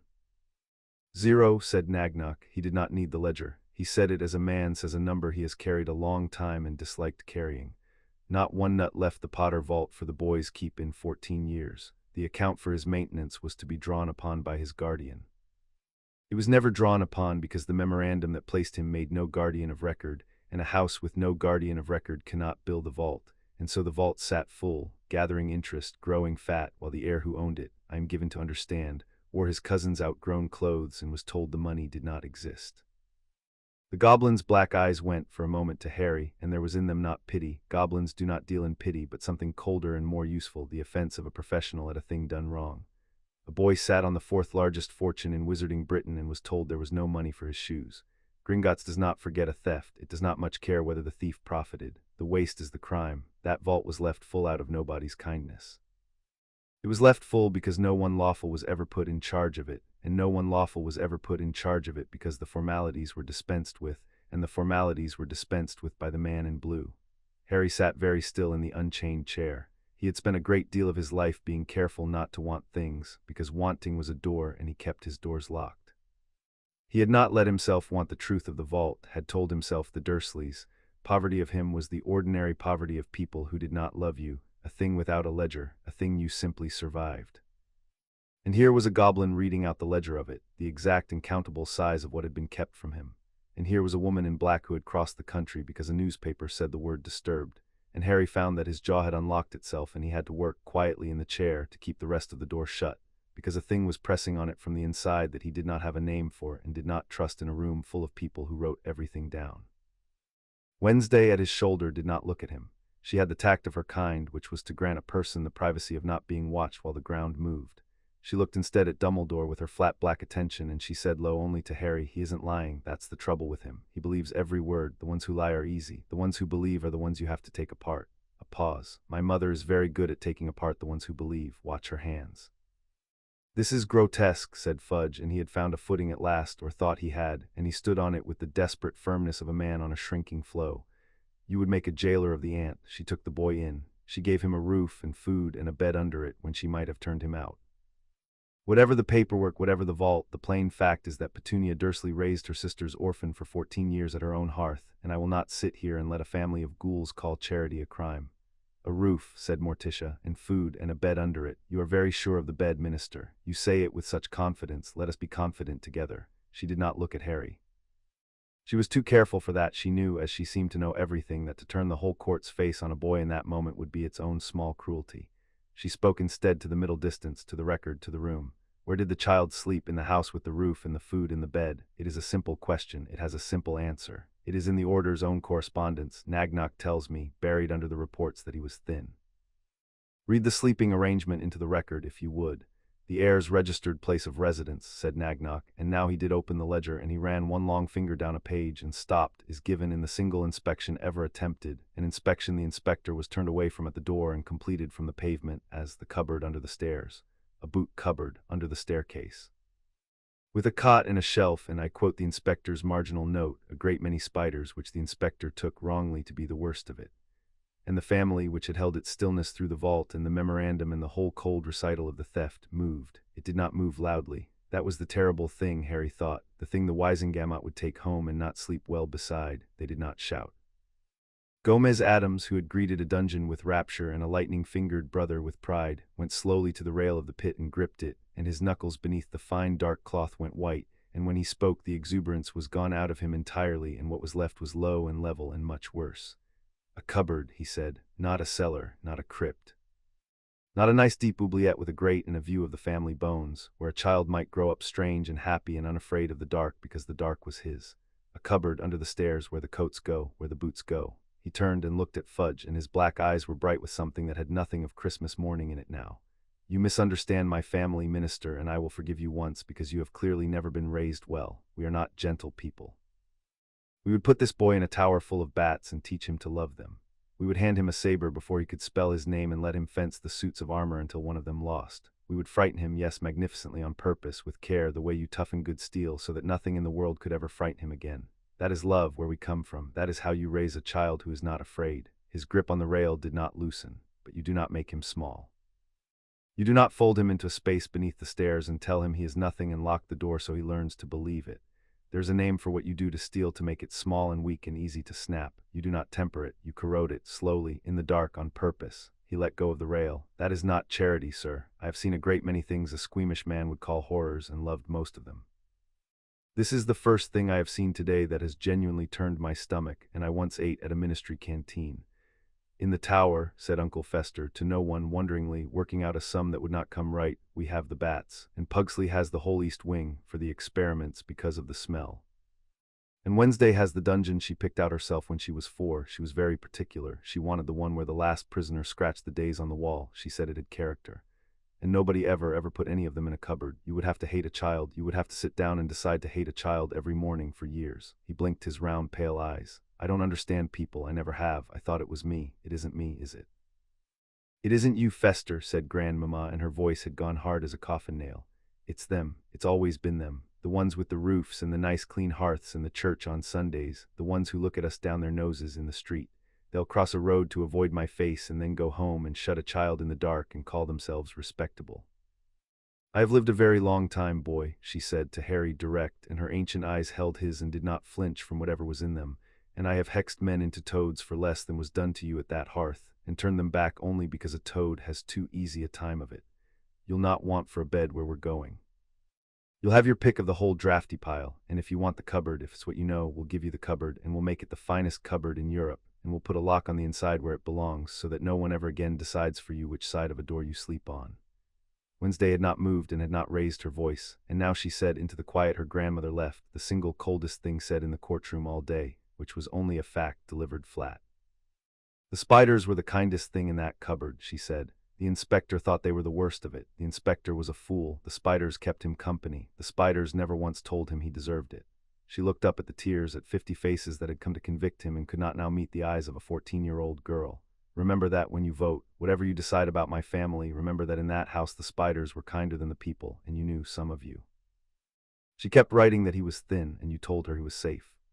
Harry sat in the unchained chair with all of it going on above him and around him, the size of his whole childhood being lifted out into the blue light and turned over by strangers who were, it seemed, no longer quite strangers, and he did the thing he always did, which was to hold very still and keep the door shut, and found this time that the door would not stay shut, because no one was pushing against it from outside. That was what undid him in the end, quietly in a chair in front of the government, not cruelty. He had a lock for cruelty. It was the sound of a bald man in a tailcoat saying, "I thought it was me."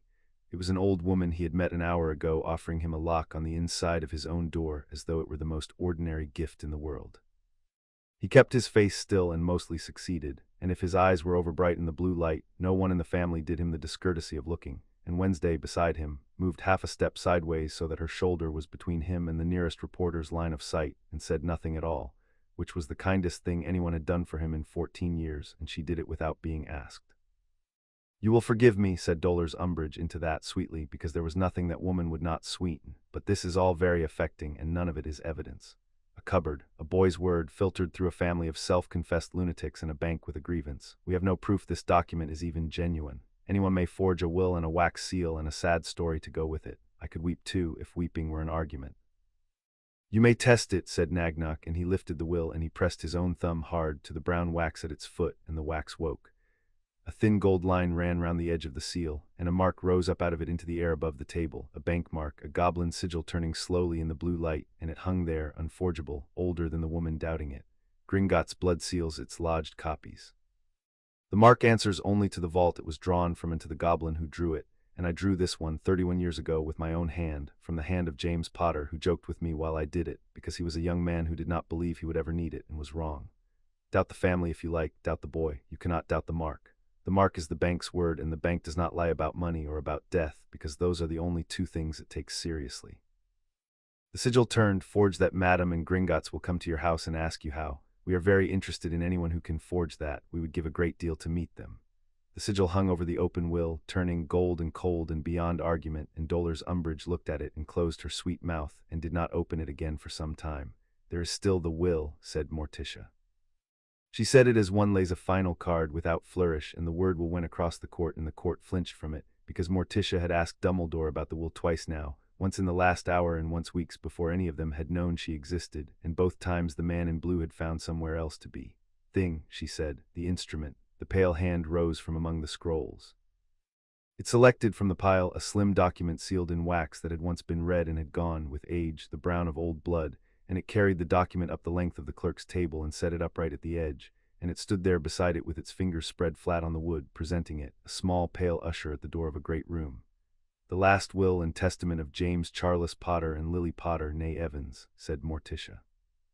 "Executed the 22nd of October, 1981, 10 days before their deaths, witnessed, signed, sealed, and lodged with the Wizengamot's own registry of testaments, as the law requires, so that it might be opened and read within 30 days of death and its instructions carried out."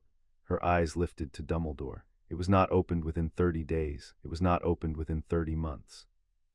It has not been opened in 14 years, because on the 5th of November, 1981, one day before you signed the memorandum that sent the child to the cupboard, you sealed it." "Sealed," said Bones sharply, and she was on her feet again, monocle flashing. "You had better be certain of that word, madam. Sealing a lodged testament is not a small thing. The Testamentary Integrity Act of 1743 permits it in exactly one manner, by vote of this Wizengamot, for stated cause, for a fixed term not to exceed 1 year, renewable only by further vote. I have sat on this bench 22 years. I have voted to seal precisely 2 wills, both in wartime, both by full and recorded division of the House. You're telling me that the Potter will was sealed for 14 years, then I am telling you that somewhere in the record of this body there are 14 votes I somehow slept through, or there are none, and I should very much like to know which." "There are none," said Nagnock. "I look for those too. There is one seal order. 5th of November 81, one signature, no cause stated beyond the protection of the heir, no term, no division of the House, no renewals, because a thing with no term needs no renewing. It was sealed once forever by a man who did not ask this court's leave, because he did not intend this court to know, and it has sat in your own registry these 14 years, 3 floors above where we now stand, a locked drawer inside a locked room inside a locked ministry, and no one opened it, because the chief warlock's seal is a heavy thing, and clerks who wish to keep their posts do not lift heavy things to see what is under them. The goblin's mouth did something that was not a smile. "We are not clerks, and we do not wish to keep our posts. We have our own." "By what right," said Fudge, but weakly now, "does a family of whatever you are hold a certified copy of a sealed Wizengamot testament?" "By the right of Gringotts," said Nagnok, "which lodges its own copy of every will that governs an estate in a vault your seals do not reach, because your seals are ministry seals, and this is a bank. You sealed the ministry's copy, minister. You did not seal ours." "You could not, that is rather the point of a bank." He looked at last almost content. "The chief warlock forgot 14 years ago that a fortune keeps its own records, and a fortune does not care whose name is on the seal. Shall we read it? I have been looking forward to this, so I think has the hand." Thing tapped the tabletop twice in what Harry was coming to recognize as agreement. "Read it," said Bones, and there was no stopping it now, and she knew there was no stopping it, and something in the set of her jaw said she did not wish to stop it. "Into the record, all of it, and let the chief warlock remain standing while we do."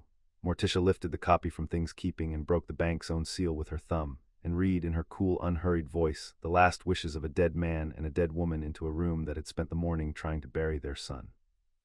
"In the event of our deaths," she read, "we name as guardian of our son, Harry James Potter, his godfather, Sirius Orion Black, to whom we entrust him without reservation, in the certainty that he will love the boy as we have loved him." She paused. She let the name Sirius Black stand in the air, and the tears stirred at it because they all knew that name, and they all knew where the man who bore it had spent the last 14 years, and not one of them yet knew that there was a question, a very large question, about how he had come to be there. Morticia read on. "Should Sirius Black be unable or unwilling to serve, we name Frank and Alice Longbottom, who stood with us and would stand with our son. Should they be unable, we name Andromeda Tonks, of the House of Black, who left that house for love, and whom we trust for the same reason." She turned the page. Her voice did not change, and its not changing made the next words land like a stone into still water. "Under no circumstances, in no event, upon no argument of blood or convenience or safety, is our son to be given into the keeping of Petunia Dursley. We have set down our reasons elsewhere and sealed them, that they need not shame the living. Let it be enough that we, who knew her, forbid it. Whatever befalls, not there, never there." The silence that followed was the largest thing that had happened in the room all morning, larger than the darkness, larger than the cold. It was the silence of 50 people sitting inside the size of what had been done, and it went on, and Percy Weasley's quill did not move, because Percy Weasley had stopped being able to make it move.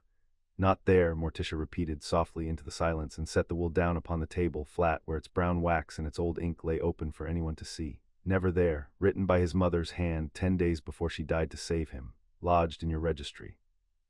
Binding on this court under the Guardianship Act, first door, before blood, before ministry, before anything." And on the 5th of November, before her body was cold, a man who had decided he knew better than the dead reached into your registry and locked her voice in a drawer, and sent her son to the one house on the earth she had used her last breath of law to forbid, and told the boy for 14 years that no one had wanted him. She looked at Dumbledore. She did not raise her voice. "You did not merely dispense with the formalities, Mr. Dumbledore. The formalities were her, you dispensed with her. You took a mother's last written word and you sealed it, so that you might substitute your judgment for hers over the body of her only child, and you were so certain your judgment was the better one that in 14 years it never once occurred to you to check whether the house you chose was kind." "I checked," said Dumbledore, and his voice had lost the platform now. It was quieter and older, and there was something in it that had not been there when he walked in. "There was a woman, a watcher, Mrs. Figg, she reported." "She reported that he was thin," said Nagnok, consulting nothing because he had this by heart as well. "She reported it more than once. It is in the Order's own correspondence, which is not as private as the Order believes. She reported that he was thin and that he flinched and that the family did not love him, and she was told each time that he was safe, and that safe was the only thing that mattered, and that she was to keep watching and stop worrying. Safe." The goblin let the word fall. "You will have to explain to this court some day, and I hope I am present, how a child can be safe in a house from which his own mother's law barred him, watched by a woman who kept reporting that he was starving, funded by a fortune that was never spent on his bread. It is a very strange safety. It has all the features of an oubliette. The only thing it lacks is honesty about what it is." Dumbledore said nothing. For the first time that morning, Albus Dumbledore, standing at the side of the well with the will of his dead friends open on the table before him, had nothing to say, and the having of nothing to say was, in that room, a sound louder than any confession. Into it Morticia spoke once more, quietly laying down the last of it before she let the court act. "The will name 3 guardians in order as your own law requires," she said. "Sirius Black, then Frank and Alice Longbottom, then Andromeda Tonks. 3 lawful doors, minister, and the act says you must knock at each in turn before you go to the 4th. So I have one final question, and then I will let this weary court do its duty. In 14 years, which of the 3 was ever knocked upon? Sirius Black sits in Azkaban, we're told, though I find, when I look for the record of his trial, that there is another of your beautiful gaps where a trial ought to be, and I will want that gap later for myself. Frank and Alice Longbottom lie in St. Mungo's past reach, and no one thinks to grieve that a child lost them too. And Andromeda Tonks of the House of Black, alive, willing, magical, a mother herself, was never sent so much as an owl. Not one door was opened, not one was even tried, they were not found unable to serve. They were simply not asked, because a man had already decided the boy would go to the fourth door, the forbidden one, and a mind that has decided does not go looking for reasons to change. She set the will flat again beneath the turning gold mark. That is not placement, that is a verdict, passed on an infant by one man in private over the sealed voice of the dead. And the silence came back down over the room, heavier than before, and it lay there until someone was brave enough to lift it. Bones broke it because someone had to, and because she was the one person in the room whose whole life had been the breaking of exactly such silences. The court has heard enough to know what it must do next, and to be ashamed it did not do it years ago, she said. The seal on the testament of James and Lily Potter was placed in violation of the Testamentary Integrity Act. It had no vote, no cause of record, no term, and no renewal. It is void and has been void since the hour it was made, which means the will beneath it has been in force, unread and obeyed by no one for 14 years. I move that this court formally unseal the Potter Testament, enter it into the record as the lawful and binding instrument it has always been, and refer the manner of its sealing to a committee of inquiry. I put it to a vote, wands up to unseal.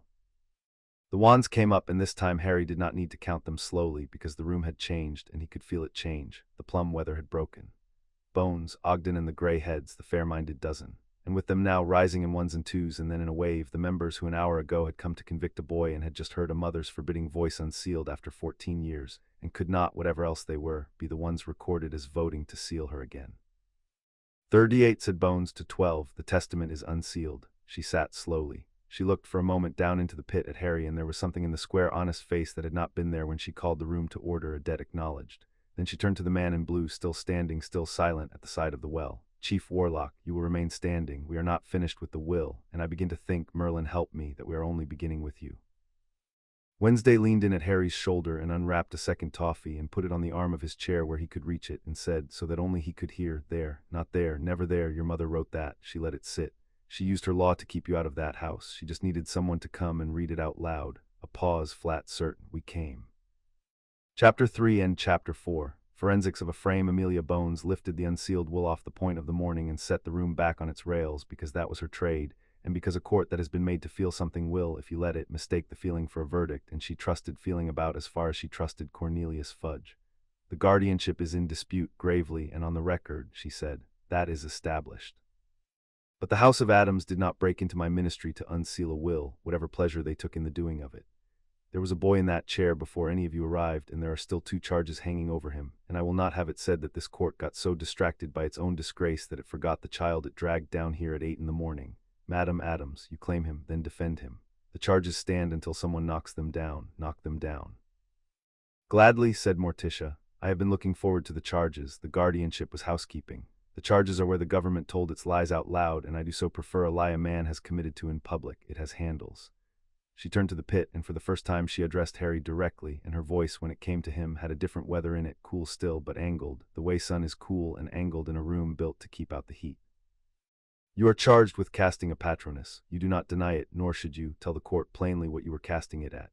2 dementors, Harry said, in the alley off Magnolia Crescent. They had my cousin on the ground, and one of them had its hood back and its mouth on him, and the other one came for me. A patronus is the only thing that turns a dementor, so I cast one. If I hadn't, there'd be 2 soulless boys in Surrey this morning instead of 1 at a trial.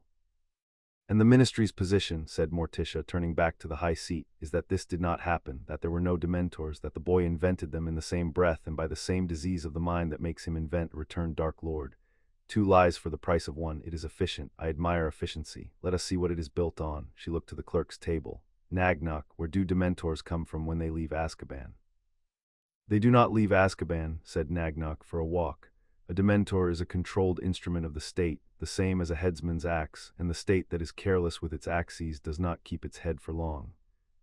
The deployment of a dementor beyond the walls of Azkaban is governed by the Protocol on the Custody and Deployment of Dementors, 1718, revised 93, which requires, for every single dispatch, a written deployment order, numbered, sealed, and countersigned either by the Minister for Magic in his own hand or by the head of the Department of Magical Law Enforcement. He looked without haste at Amelia Bones. which is to say, madam, by you.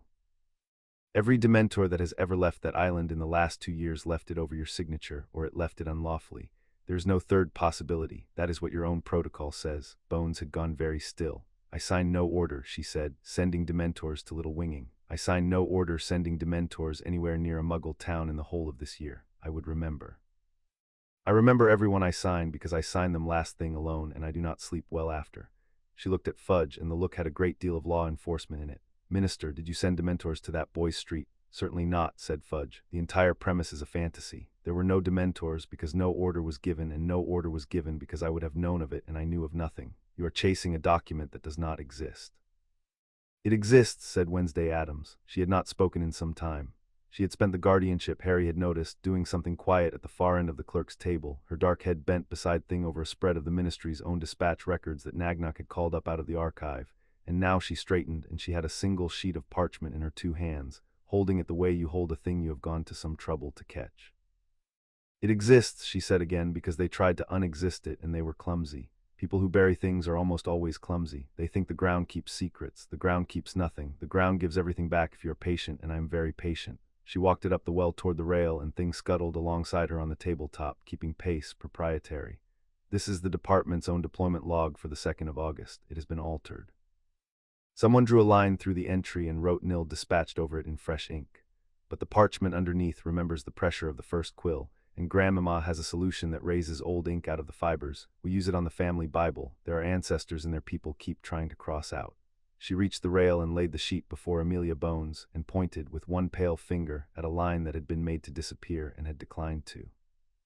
"Order number, deployment order 881-D2 units. Destination, Little Winging, Surrey. Time of dispatch, 8:40 in the evening. Time of the boy's patronus, 9:23. They were sent 43 minutes before he defended himself. Someone knew he would be there, and the countersignature is not the Minister S, and it is not yours, Madam Bones."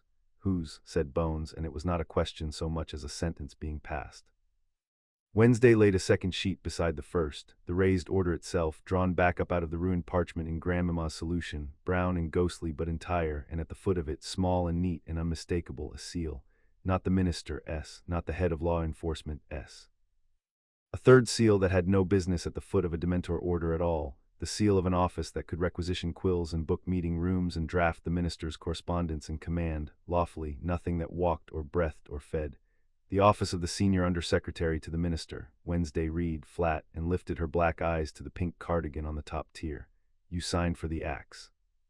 You didn't have the authority to lift it, so you forged the reach of your own little office, and you lifted it anyway, and you sent it to Boys Street 43 minutes early, and then you drew a line through the log and wrote nil, because you are, as I said, clumsy, and because you have never in your life met a child who could outweight you." She set the raised order flat. "I have outweighted a gravestone. You were never going to be difficult."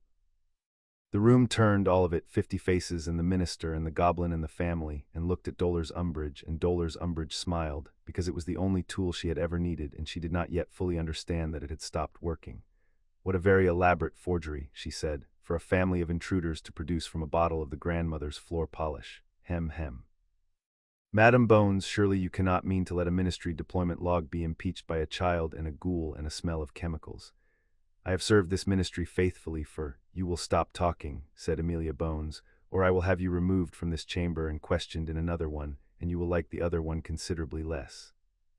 She had risen fully now, and her voice had gone to a register Harry had not heard from her, low and level and terrible, the voice of a woman whose entire authority, the thing she had built her life on, the sole legitimate power in Britain to loose the worst creatures the country kept, had just been shown to have been counterfeited under her own roof by the small pink person 3 seats to her right. "That is my department. That is my signature they forged the reach of. Those are my dementors. If Order 881 is genuine, and I am looking at it, and I have signed 10,000 like it, and I know a true one from a raised ghost of one when it is put in front of me, then someone in this ministry sent 2 soul eaters to a residential Muggle street to feed on a 15-year-old, and then falsified my department's records to hide it. That is not politics. That is attempted murder by instrument of state, and the instrument was mine, and it was taken without my leave." She turned to the 2 Aurors who had been standing miserable at the foot of the stair since Lurch let them keep it. "Nobody leaves this chamber, not the undersecretary, not the minister, nobody. The doors are the courts now. Lurch," said Morticia mildly, "would be honored to hold them." Lurch groaned his cathedral groan and folded his enormous hands, and the 2 Aurors found that they agreed with him completely. Fudge had gone the color of tallow. He had built his whole administration on the closeness of the pink cardigan, on the sweetness that did his ugliest errands and left his own hands clean, and Harry watched him do the sum every frightened man in power eventually does, the sum of how much of her he could survive being seen with. "Dollars," he said, and it came out cracked. "Tell them you did not. Tell them this is a forgery. Tell them." Umbridge looked at the minister, and something happened behind the sweetness, a cold rearrangement, the look of a creature deciding which of its legs it can afford to leave in the trap.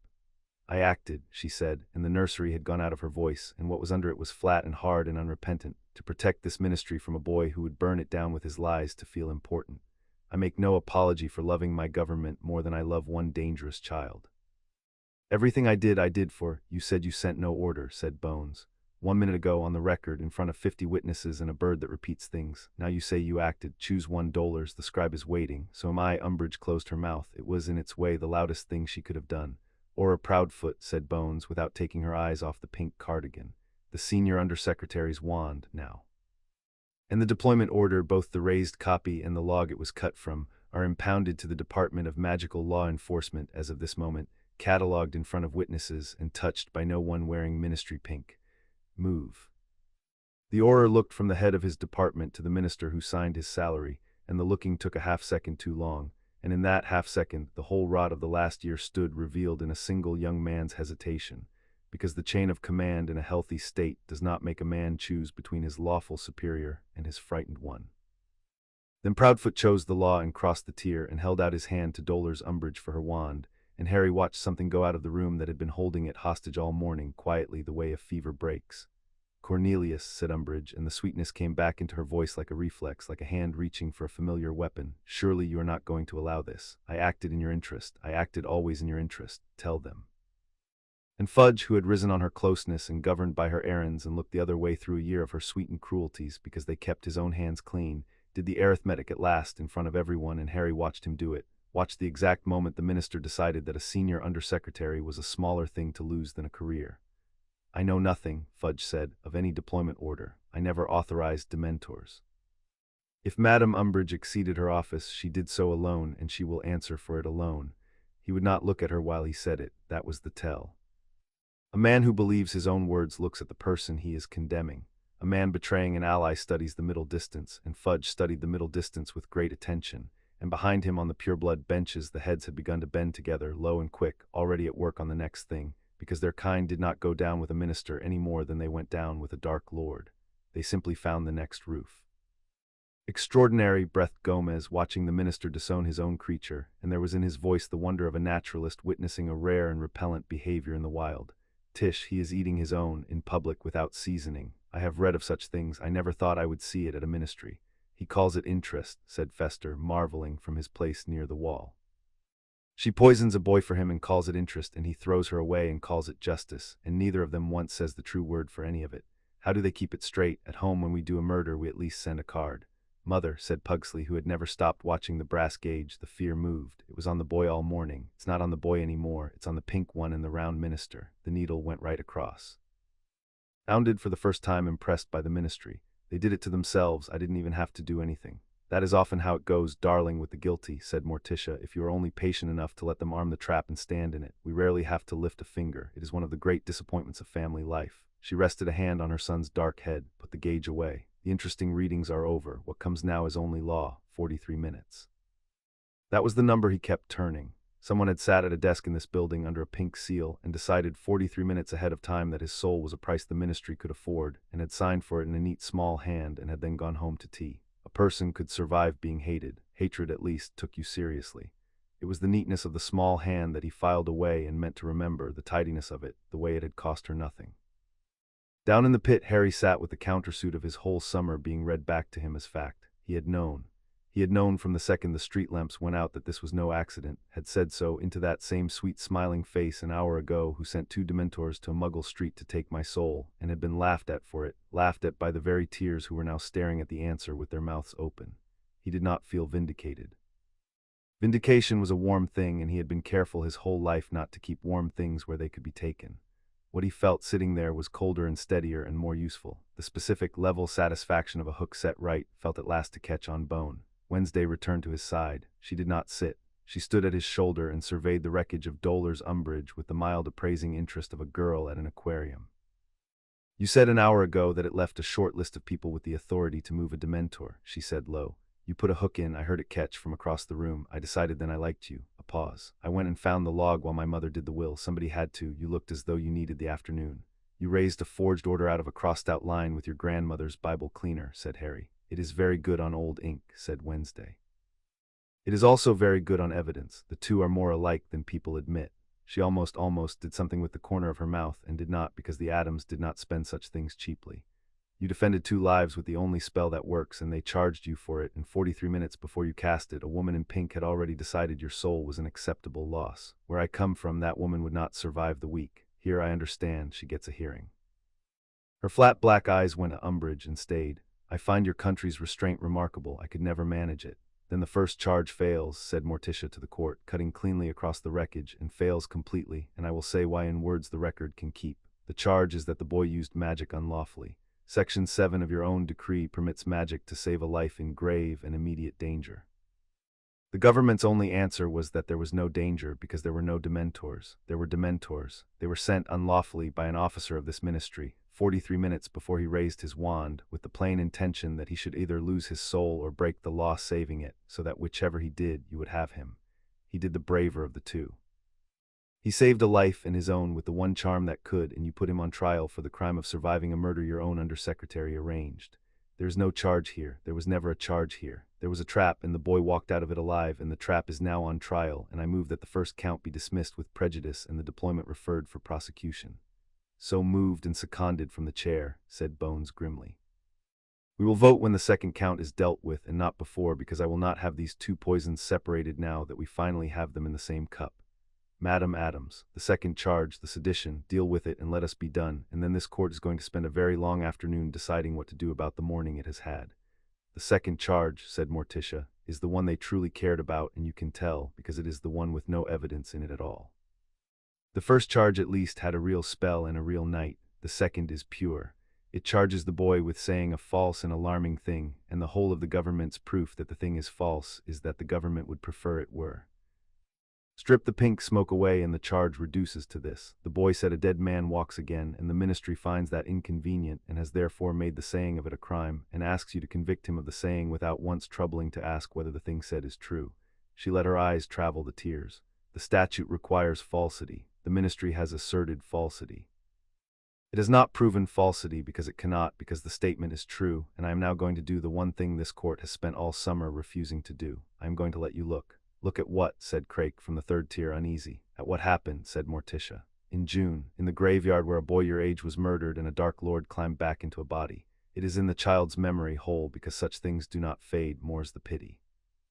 And memory can be drawn out and set down where other eyes may see it under oath by a witch of skill, and grandmamma has more skill in her left hand than your whole department of mysteries keeps under lock. We brought a vessel." She lifted one hand, and Lurch, without being told, carried down from among the family's baggage a wide, shallow basin of black stone, veined with something silver, and set it on the clerk's table, where it caught the blue light and held it and did not give it back. "A scrying bowl. Older than your pensives and less discreet. It will show the court exactly what the boy saw, no more and no less, and it cannot be argued with because it is not testimony. It is the night itself kept. If any member of this Wizengamot doubts that the Dark Lord has returned, let him come down and put his face in the water and doubt it there." "That memory could be forged," said Umbridge from her cornered silence, unable to help herself. "Implanted. The boy is disturbed." "A disturbed boy the boy will submit to Veritasrum first, if the court likes," said Grandmamma, producing from the alarming carpet-bag a small crystal vial of something clear and slow. 3 drops on the tongue, and then let him swear the memory is true in his own, and then let the court watch it, and let the 2 things stand beside each other, the oath and the night, and dare to call them both a lie." Her old eyes glittered. "I have carried this vial across the whole of England to watch one honest thing happen in this room. Do not disappoint an old woman. It is dangerous to disappoint an old woman. Ask any of the people who used to. The court will not administer Veritasrum to a minor," said Bones sharply, "over a matter of law that has other proof. That is not squeamishness. That is procedure, and procedure is the only thing standing between this chamber and the mob it has spent all morning trying to be." She paused. "But it will look if the House of Addams offers the memory freely, and the child consents, and it is drawn under my supervision and the chief warlock. Then it is evidence, and evidence is what we came for, whatever some of us hoped we would not find, Mr. Potter." She looked down into the pit and she asked it as a question, honestly, the first honest question anyone on the high seat had asked him all day. Will you give it? I will not pretend it is a small thing to ask. You would be opening the worst night of your life to a room that has treated you shamefully. You may refuse and the first count still falls, and you may go from here today under the Addams claim and never show us a thing, or you may let us look. It is yours to decide. It is, I think, the first thing this court has left you the right to decide, and I am sorry it took us until now. The room waited, the family waited. Wednesday at his shoulder waited, and did not tell him what to do, which was, he was learning, how they showed they thought you could decide it yourself. Harry looked at the black bowl holding the blue light, and he thought about Cedric, and about a wand tip and a high cold voice and a name he had watched climb back into the world, and he thought about how long he had carried it alone because no one would let him set it down, and he understood that Bones had given him a real choice and meant it, and that the choosing was itself a kind of ground under his feet that had not been there in the morning. You'll all see it, he said, Cedric dying. It isn't a clean thing to watch. His parents should be warned before it's shown anywhere they might be. He looked up at the tears level. But yes, look, I've been trying to get you to look for 2 months. Somebody hold the bowl steady, I'll give it to you. Grandmama will hold the bowl steady, said Grandmama, and mind the memory like it was my own, and I have minded worse. Come here, child, this won't hurt. It only feels like remembering, which I know you've had enough of. But this time, she said, and her hinge of a voice went, for a moment, almost gentle, this time you won't be doing the remembering alone, and they won't be able to look away, and they won't be able to call it a lie, and when it's done, it's the room's to carry, not just yours. That's what a witness is for. Nobody told you that all this while, did they? That once it's seen by enough eyes, you're allowed to put it down. Harry stood and crossed the flagstones to the old woman in the black bowl, and Wednesday moved with him, 1 pace behind and to the side, unasked, a girl walking a friend to the front of a room, and the whole Wizengamot leaned toward the silver-veined water to look, at last, at the thing they had spent all summer building a courtroom to avoid. Grandmama set her crooked hands on either side of the boy's head, light as 2 dry leaves, and told him to hold the knight still and not to fight her, and Harry held it still and did not fight, and felt her go into the memory, the way cold water goes into cloth, all at once and everywhere. A silver thread lifted from his temple, thin as spider silk and heavy as a chain, and the old woman drew it out to its full trembling length and laid it down upon the black water, and the water took it and swallowed it and went smooth, and then it clouded and then it cleared, and Courtroom 10 was gone, and there was a graveyard in the bowl. The family did not lean in. The family had seen the inside of a great many graveyards and did not need to crane at one. It was the Wizengamot that lined, 50 plum robes drawn down toward the silver-veined water against their own will, and it was on their faces and not in the bowl that Harry chose to watch what happened next, because he had lived it once and did not need to live it twice, and because there was a particular thing he wanted to see arrive on those 50 faces and had wanted to see arrive there for 2 months. He watched the cold reach them first. The bowl gave off the graveyard's night like a draught from a cellar door, and the frontiers shivered and did not know why, and then the images climbed up out of the black water and stood in the air over the table, faint and true and terribly patient. 2 boys landing hard on wet grass with a cup between them, a low, ugly hut, a bundled shape in a man's arms that was not a baby, though it was held like one. Harry watched Craig's soft face as the small, cold voice came up out of the bowl saying, "Kill the spare." And he watched the counselor understand in the instant before the green light that the spare was the second boy, and he watched a man who had spent the morning calling Cedric Diggory's death a very great story discover what it looked like, the ordinary suddenness of it, a flash and a soft weight folding to the grass and a life simply not there any more, gone between one word and the next, no maze, no glory. Only a boy dead in the dark on someone's order. Craig made a sound, several of the plum robes made the same sound, it was not a courtroom sound. The water showed them the rest without hurry, because Grandmama held it steady and did not spare them and did not linger either, precise as a coroner. The servant, weeping, feeding the cauldron the 3 things it asked for, the bone taken from the grave underfoot, the flesh cut willing from his own arm, the blood taken by force from the bound boy at the headstone, the incantation going up thin and dreadful into the dark. And then the cauldron brightening, and the thing that rose out of it, thin and white and wrong, unfolding into the shape of a man who had paid too much to be won. When the high cold voice spoke its own old name over that graveyard, the whole upper gallery flinched as one body, and somewhere on the 3rd tier a witch began to weep openly and did not stop, and Fudge, Cornelius Fudge, minister for magic, gripped the rail of the high seat with both hands and stared into the water with his mouth working and no sound coming out, because the thing he had spent a year telling the country was a schoolboy's delusion was standing in a bowl on his own courtroom table. Wearing a face the older members of that court had prayed for 13 years never to see again, and calling its followers to it by name, and they came, popping up one by one out of the dark in their masks, and the water remembered every one, and some of those masks, Harry saw, made members of the Wizengamot go rigid, because they knew the height and the stance of the man under the mask and had dined with him, and had believed him reformed. The memory ran itself out, as memories do, to the boy dragging the other boy's body back through the air toward a stadium full of cheering that did not yet know, and Grandmama lifted her hands and drew the silver thread back up out of the water gently and gave it back to the temple it had come from, and Courtroom 10 came back around them, blue-lit and freezing and utterly, completely silent. Nobody spoke. For a long moment nobody in that room of 50 could find the machinery to speak at all. Weeping Witch on the third tier wept. Fudge sat down without seeming to decide to. And Harry stood beside the black bowl with the worst night of his life given away at last into 50 pairs of eyes, and found that it was true, what the old woman had told him, that once enough eyes had carried it he was allowed to set it down, and that his hands, which had held that graveyard clenched inside them for 2 months, had come open at his sides. Wednesday came and stood beside him at the bowl while the room reeled. She looked into the water where the graveyard had been, now only water again, black and smooth and innocent. "You gave it to 50 people who spent the morning trying to break you," she said. "The worst night of your life, you handed it across like a plate of something." She considered this. Most people would have kept it and let the charge fall on the technicality, the forged order, and never opened the graveyard at all. You didn't have to show them Cedric. The first count was already dead. "You showed them anyway. They needed to see it," Harry said. "Not for me, for the ones who die next if the country keeps pretending." He looked at the water. "And I was tired of carrying it by myself. Your grandmother was right. Once enough people have looked, you're allowed to put it down. Nobody ever told me that." "Nobody tells you the useful things," said Wednesday. "They tell you to be brave and to smile and that it builds character. It does not build character. It builds people who can carry a graveyard in their hands for 2 months and let no one see the strain." She was quiet a moment, her flat black gaze on the innocent water. "You would have made a passable Addams even without the blood. We can teach fencing and Latin and how to bury a body so the dogs leave it. We cannot teach a person to survive being disbelieved by everyone he trusted and stay upright. That has to be grown. In the dark, usually, under a staircase, apparently." She looked up at him. "It is the only part of you I envy. I would never say that twice, so remember it." "I'll write it down," said Harry. "Do, in blood ideally, it keeps better." And she almost again did the thing with the corner of her mouth and again did not, and turned back to watch her mother finish taking the government apart, and stood close enough that their shoulders touched and neither of them moved away, and that in a family like hers, Harry would learn, was the whole of an embrace. "That," said Amelia Bones, and her voice was not quite steady, and she did not trouble to make it steady, "is not a false and alarming statement. That is a true and alarming one, which is a very different animal, and the entire architecture of the second charge rested on its being false. It is not false.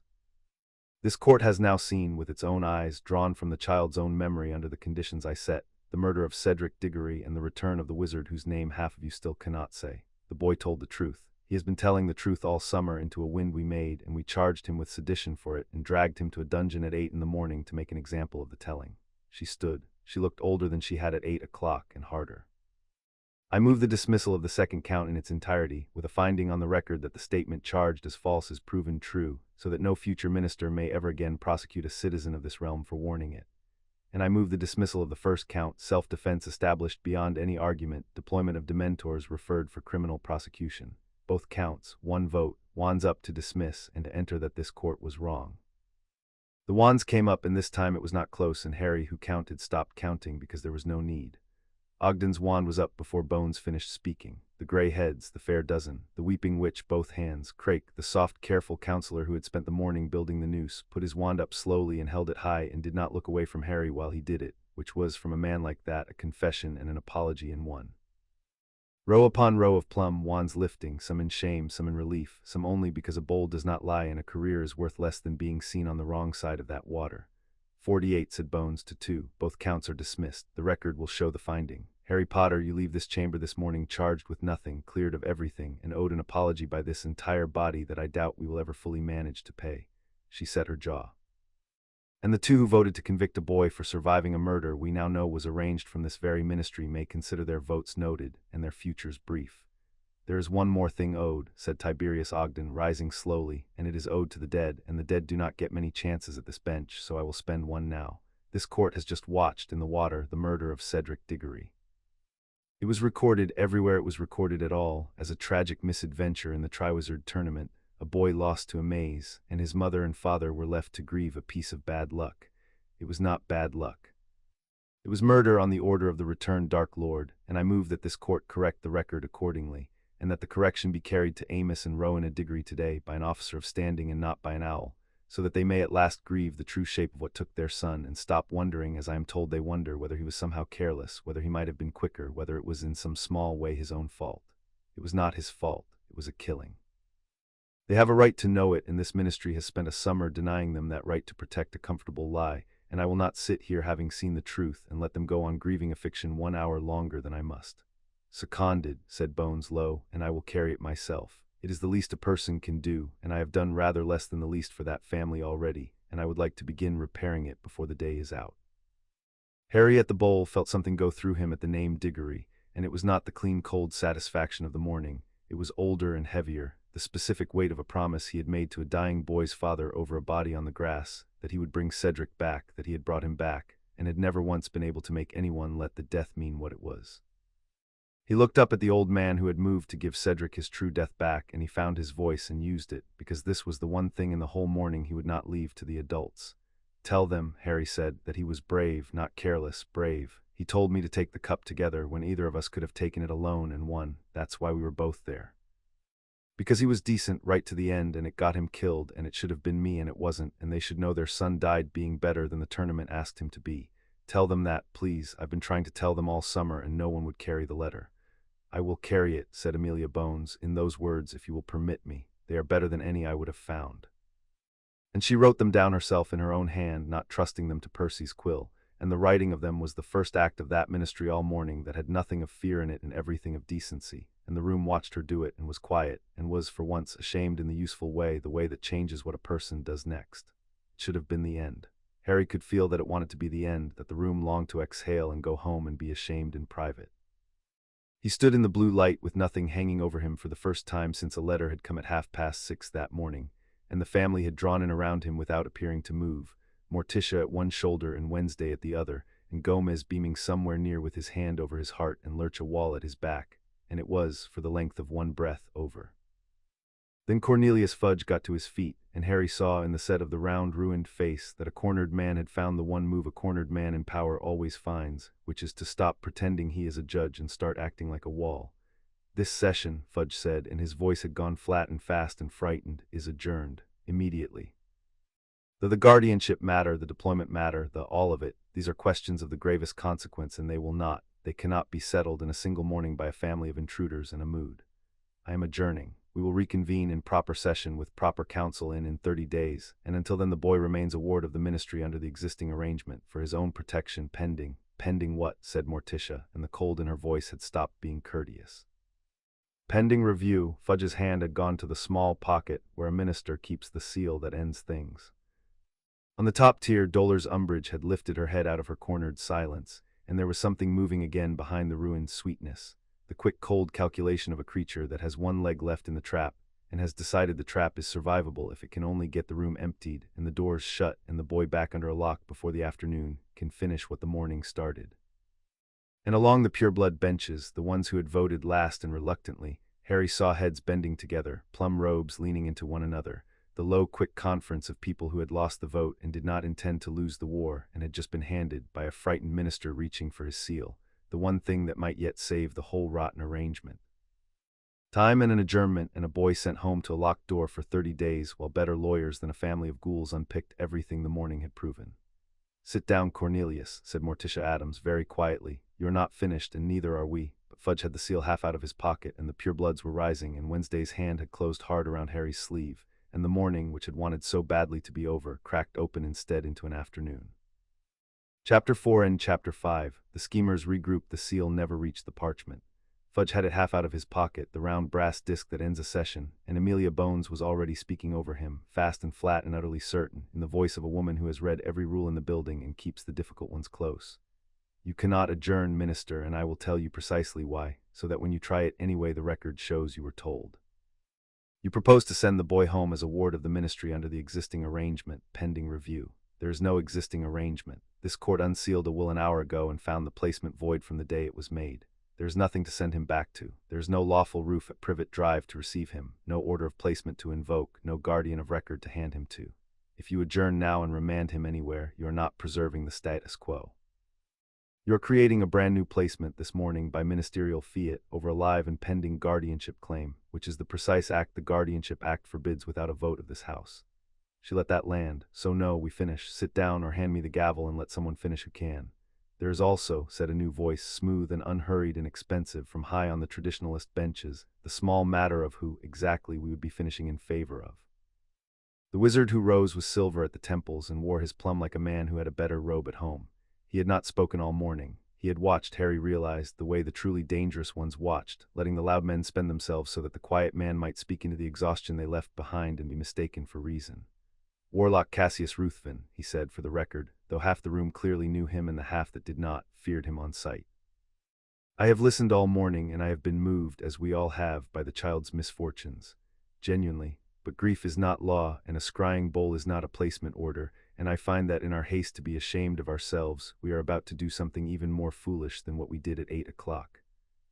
We are about to hand the boy who lived, the single most consequential minor in Britain, to a family that broke into the ministry this morning by rendering an auror unconscious, that keeps a disembodied hand as a clerk, that has already offered in this chamber to electrocute a member of the government, and whose entire claim rests on a charter so old and so obviously obsolete that most of us believed it a fiction told to frighten filing clerks. His smile was courteous and cold.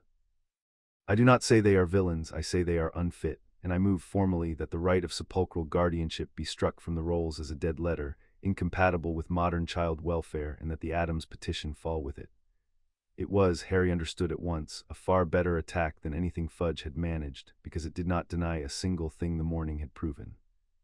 It conceded all of it, the will, the vault, the Dementors, and then it used the family's own strangeness, the very thing that had saved him, to make them impossible to give him to. Ruthven had watched the Addams win the room and had simply picked up the room's fear of them and handed it back sharpened. Struck as a dead letter, repeated Morticia. She had turned to face the silver-haired warlock, and she regarded him with an attention she had not yet given anyone, the attention of a woman recognizing at last a worthy grade of enemy. You will forgive me, Warlock Ruthven. I have been waiting all morning for one of you to be clever, and I was beginning to lose hope. Let us be clever together. She glided a step along the edge of the pit. You moved to strike the charter as obsolete. On what ground? Not that it was repealed, for it never was. Not that it was misused, for it has never been used at all, which is a strange charge to level, that a law is void because it was too patient to be needed. No, your ground is that it is old, and that it is strange, and that the family it serves is stranger, and that modern child welfare has moved past such things. Her voice cooled another degree. Let us look at what modern child welfare achieved for this particular child, shall we? In the 14 years it had him, and we did not. It put him in a cupboard, it starved him beside his own fortune. It sealed his mother's voice in a drawer. It sent Dementors to his street. And this morning it dragged him to a dungeon at 8 in the morning to convict him of surviving. That is the record of the modern, the reasonable, the unstrange. 400 years my family waited, holding a charter you now call a dead letter, for a child so badly failed by the reasonable that the old dark law became the only door left open to him. And on the very morning the door is needed, you move to nail it shut, and you call the nailing progress. She let the silence work. Strike the charter if you dare, Warlock, but strike it knowing that you are voting on the record that a magical child improperly interred among the living has no ancient right of rescue, so that the next one, and there is always a next one, may rot in his cupboard undisturbed, because the family that would have come for him was too peculiar for your taste. I should like to see you explain that vote. I should like to see anyone explain that vote. Ruthven's courteous smile did not move, but he did not answer either, and the not answering cost him the current, and he felt it go, and adjusted. Then set the charter aside, he said, and consider the practicalities. The will names Sirius Black first in the line of guardians. Sirius Black is a convicted mass murderer serving a life sentence in Azkaban, the man who betrayed this child's parents to their deaths. The Addams claim descends through the same broken line the will invokes. I ask the chamber, how much weight can we possibly give a testamentary line of succession whose very first name is the most notorious murder of the age? The instrument is poisoned at the root. It named a monster as this boy's protector. Perhaps James and Lily Potter were not in the end the flawless judges of character we are being asked to treat them as. And there Morticia's face changed. It did not soften. It did the opposite. Something went still behind the white composure, still and interested and very cold, the stillness of a hunter who has heard, in the underbrush, the particular sound of the thing she came out for. You have made a mistake, Warlock Ruthven, she said, and it is going to cost you your whole afternoon, and I am going to enjoy it more than is decent. You said convicted. You said serving a life sentence. You have said it twice now, easily, the way everyone in this country says it, and I have been waiting since November for someone official to say it under a scribe's quill, and you have finally obliged me. Nagnok, there is no trial, said Nagnok. The goblin said it into a silence that had gone brittle, and he said it flatly, and then he opened the iron-gray ledger to a place he had marked, because he had known this moment was coming and had dressed for it. I have searched the criminal records of the Wizengamot for the trial of Sirius Orion Black. There is a committal. There is an order of imprisonment, dated the 2nd of November, 1981, signed by the then head of magical law enforcement, one Bartemius Crouch. There is a transfer to Azkaban. There is no trial, no arraignment, no charge read into a record, no plea, no evidence heard, no vote of this body, no verdict. A man was taken off a street and put in a cell and left there for 14 years, and in all that time the machinery that this morning convened 50 of you at 8 o'clock to try a schoolboy over a single spell could not find a single hour to try Sirius Black over the murder of 13 people. He looked up, and his black eyes were bright with the particular joy of his kind, which is the joy of a discrepancy in someone else's books. You call him convicted, Warlock. Show me the conviction. You cannot. No one can. There isn't one. There is only a door that closed on a man no court ever opened its mouth to, another of your beautiful gaps. The room made no sound at all. Harry sat in the pit and felt the ground move under a name he had spent a year learning to hold. Sirius. His godfather, first in the will in his mother's own hand, without reservation, in the certainty that he will love the boy as we have loved him. And no trial. 14 years and no trial, and the whole country had simply agreed that a man was guilty because the door had shut on him. The same easy agreement that had let a boy rot in a cupboard because the paperwork looked settled. Harry had not agreed. Harry had known for 2 years that the door had shut on the wrong man, had heard it from Sirius's own mouth in a half-ruined house on a screaming night, and had been able to do precisely nothing with the knowing, because the truth of it lived in a place he could not carry into a court without handing his godfather back to the dementors that hunted him. He had carried that too, all this while, one more true thing no one would let him set down. And now a goblin had said the words "no trial" into the record of the realm, and the law itself had at last admitted the door had never once been opened, and for the first time Harry could see, far off and small, the shape of a road that ended with Sirius Black standing in daylight. Wednesday's hand had found his sleeve again. She did not squeeze it. She simply held the cloth, an anchor a person could pretend not to be using. They put a man in a box for 14 years and never opened their mouths to ask him a question, said Wednesday quietly, so that it did not carry past his chair. In my family that would be considered lazy. We are thorough about our injustices. We hold trials, short ones admittedly. The defendant rarely enjoys them, but we hold them. She looked at the untried shape of the thing without flinching. Your government did not even bother with the theater. It just closed a door and went to lunch. There is something almost restful about that much confidence. It is the confidence of people who have never once been made to be sorry. Harry did not answer for a moment. He was minding the thing he always minded, the border of what he could say. He could not tell her or the court or anyone with a quill in reach that he knew, that he had always known, that he had sat across a table from Sirius Black and watched a rat turn back into a man and understood the whole rotten shape of it, because to say how he knew was to say where the knowing came from, and Sirius was a fugitive with a Dementor's kiss waiting on the far side of any confession. So he had done what he did with everything that could be used against the people he cared for. He had locked it behind the door and carried it and said nothing and been called disturbed for the silences it cost him. I know things about him I can't prove, he said at last, which was as near the edge as he could go. I've known for a while. I've had nowhere to put it. Every time I tried, it came out sounding like exactly the sort of story a disturbed boy tells. Yes, said Wednesday, that is the cleverest part of what was done to you. They called you a liar loudly enough, early enough, that even your true things arrive already convicted. She held the cloth of his sleeve a moment longer and then let it go, because the Addams knew the exact weight of comfort past which it became an insult. You will not have to carry it alone much longer. My mother has taken an interest. When my mother takes an interest in a closed door, the door does not stay closed. She has a great deal of practice with doors that were never meant to be opened. It is, in fact, how we came to have a west wing. Above them, the family had heard the words "no trial" land and had opinions. 14 years, said Grandmamma to her carpetbag, loud enough for the tears, and not a single trial. You know, I have been called many things by many governments: menace, public danger. Unnatural, that was a favorite. The local council used it on the gates. But no government in all my long and colorful career ever once had the manners to put me in front of a judge before it decided what I was. They just muttered and crossed the road and hoped I would move. This lot are the same. They mutter and they lock the door and they hope the man inside will do them the courtesy of dying quietly so they never have to find out they were wrong. It offends the craft, agreed Gomez with feeling. He had a great respect for craft. Harry was learning, the craft of fencing and of feuding and of the proper doing of dreadful things. If you're going to ruin a man, ruin him properly. Try him, convict him, look him in the eye while you do it, and let him have his say, so that at least the thing is honest, so that at least he knows why. To simply close a door on a man and never speak of it again is not justice, and it is not even good revenge. It is filing. They filed him. They filed a human being. He shuddered, genuinely the shudder of a man contemplating the truly obscene. Bureaucracy, Tish, it is the one cruelty even we find distasteful. It has no passion in it. It does not even have the decency to hate you. We will open the door, mon cher, said Morticia. Not today, today is the boys, but we will open it. I have made a small collection this morning of doors your ministry closed and hoped no one would count. The sealed will, the empty vault. And now a man in a box with no trial at the bottom of him. I intend to open every one slowly over the coming months in the fullness of the law, and to let out whatever has been rotting behind each, and I have not had a project this promising in years. Her cool eyes rested for a moment on Harry, and something in them was almost tender and entirely without softness. Your godfather, child, will have his day in a real court, whatever it costs, whatever he turns out to be, because the alternative is to let stand the principle that a door may be closed on a man forever without a word, and that is the exact principle that put you in the cupboard, and I do not intend to leave it standing anywhere I can reach it.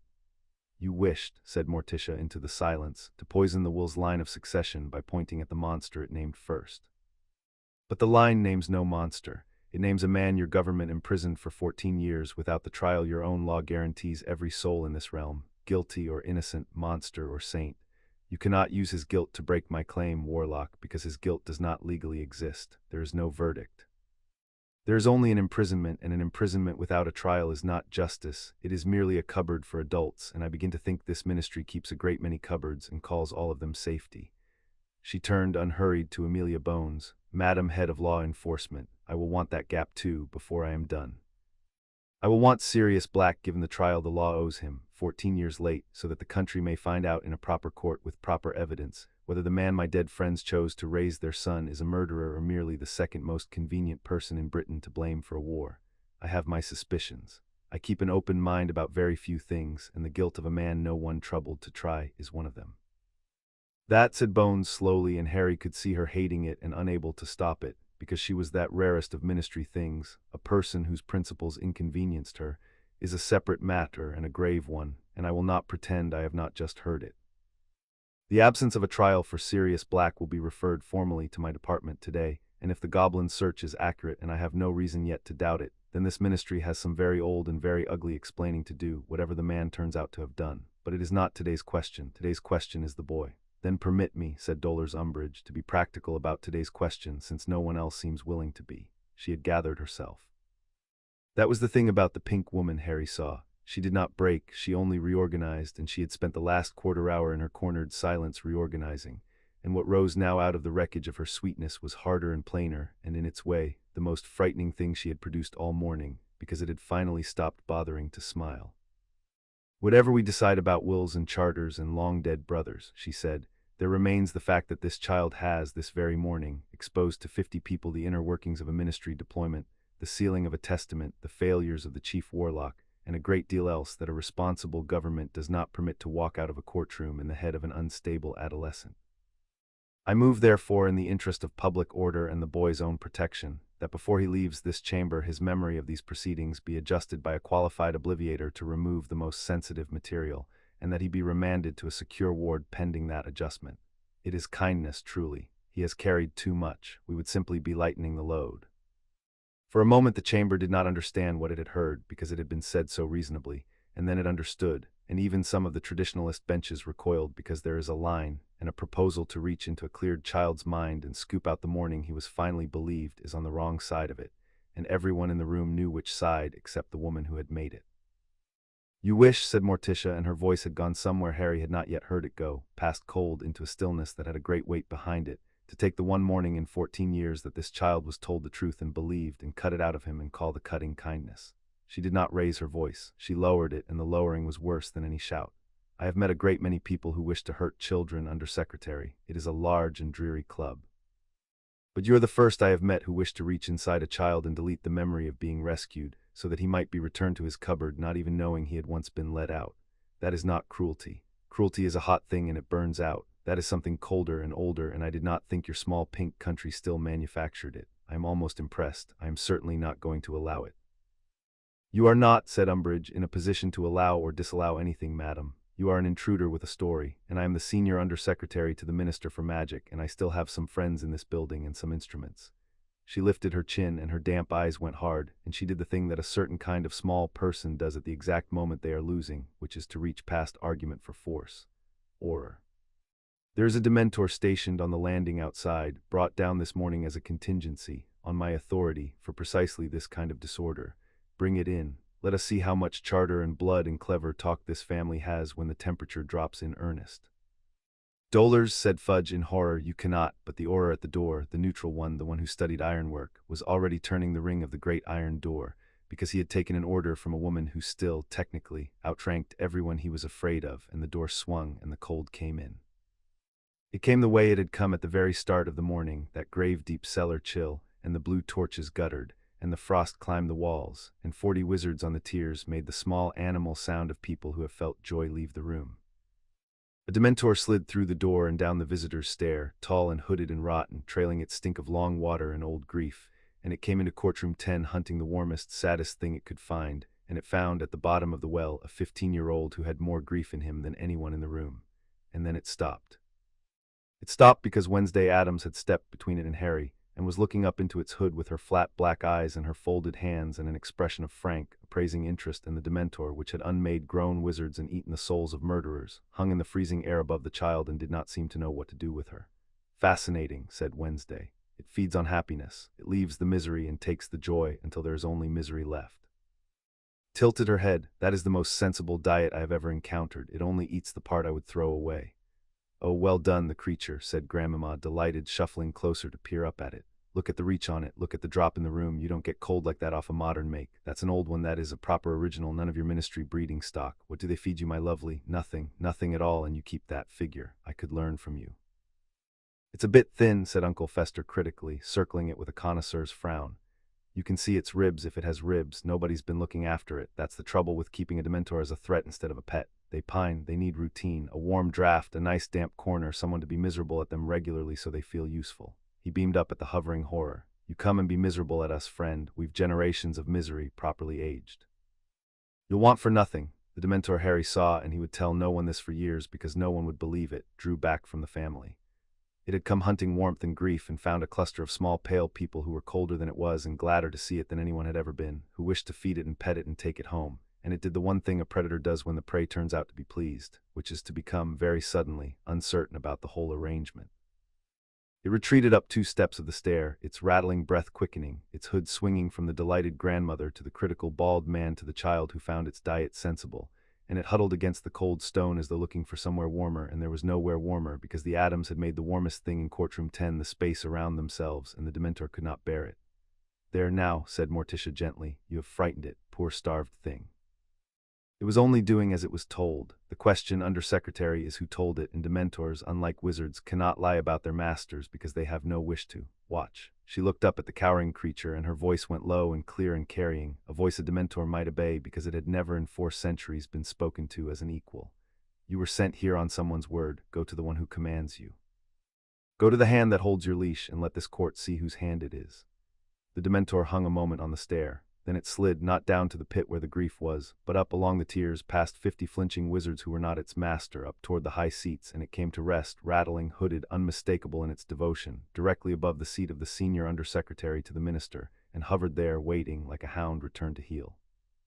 It knows you, said Bones, into the ringing cold, and she was on her feet, and her wand was up, and this time it was not procedure in her voice, it was the whole weight of her office.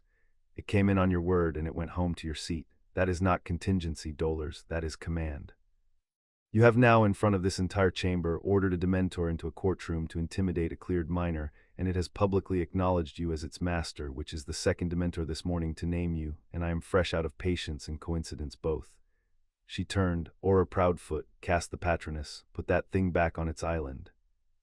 And take the Undersecretary into custody, now on my authority, on suspicion of the unlawful deployment of Dementors, twice over, before she orders a third.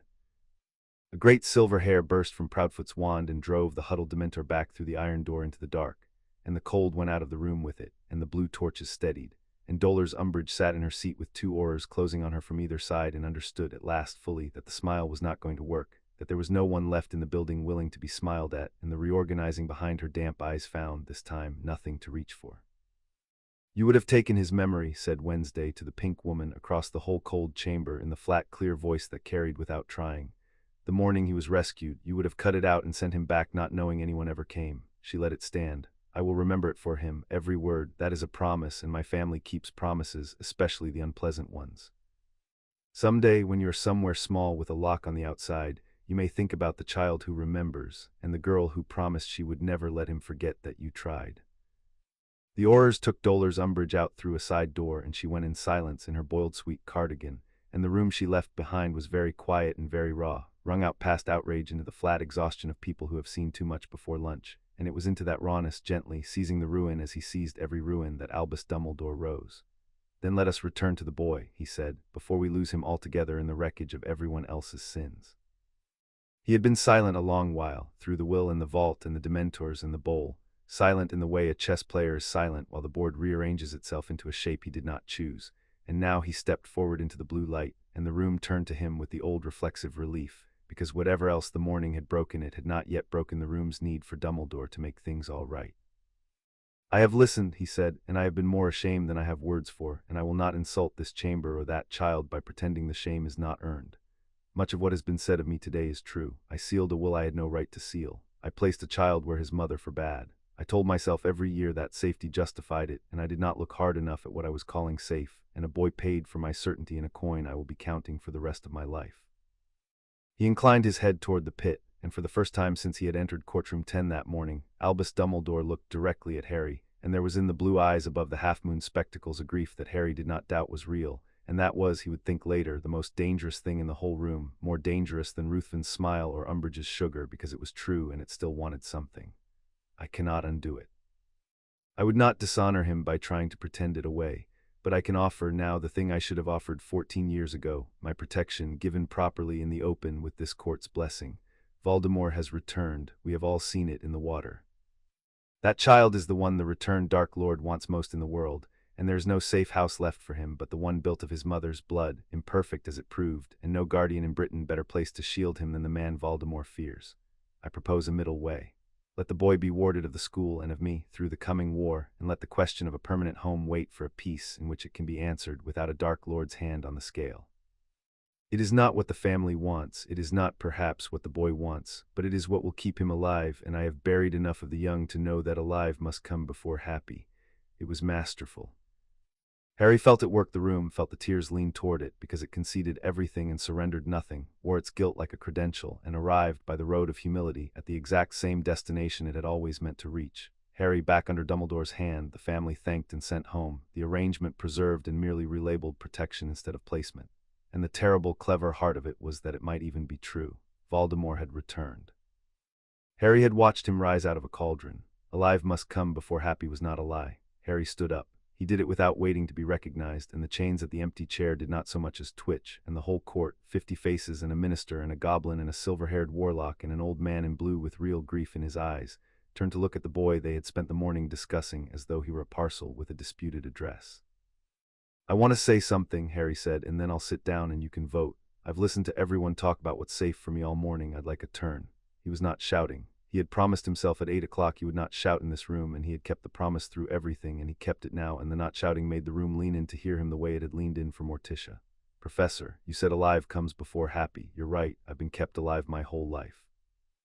Alive in a cupboard, alive with no letters all summer while the world called me a liar. Alive is the one thing everyone's always agreed I should be, and it's the reason given for every single thing that was ever done to me without asking. Alive in a locked room is still a locked room."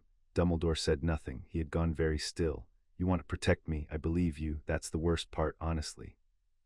Ruthven wants to win, and Umbridge wants to bury me, and Fudge just wants the whole thing to stop, and none of them ever pretended to love me, so none of them could ever hurt me the way you can." Harry's voice stayed level. He laid it out the way Morticia laid out a case, plainly, in order, one thing and then the next, because he had learned this morning that plainness was the sharpest instrument in the room, and the only one they could not twist. "But here's the pattern, Professor, and I only saw it today, watching you not look at me. Every time you had a choice between what my parents wanted and what you decided was safe, you chose your own judgment, and you sealed away there so it couldn't argue. The will, the vault, the house, the silence all summer. And now, an hour after a whole court found out you did that, your solution is that I should go back under your judgment again and trust that this time you'll get it right. You're not offering me protection. You're offering me the same arrangement with an apology stapled to the front." He looked at the old man, and he was not cruel about it, and that was somehow worse. "My parents already decided who should protect me if you couldn't. They wrote it down. They died 10 days later. The very least you owe them and me is to stop overruling the last thing they ever said. You had 14 years to be my guardian, and you spent them being my keeper." I've got a family now who came to a courtroom because a newspaper called me disturbed and thought that sounded like someone worth crossing a country for. I'm going with them. And you're going to let me because for once in 14 years you're going to do the thing my mother wrote down instead of the thing you'd rather. The silence that followed had a different grain than the others. It was the silence of a room watching a man be told the truth by a child and having no way to be sure the child was wrong.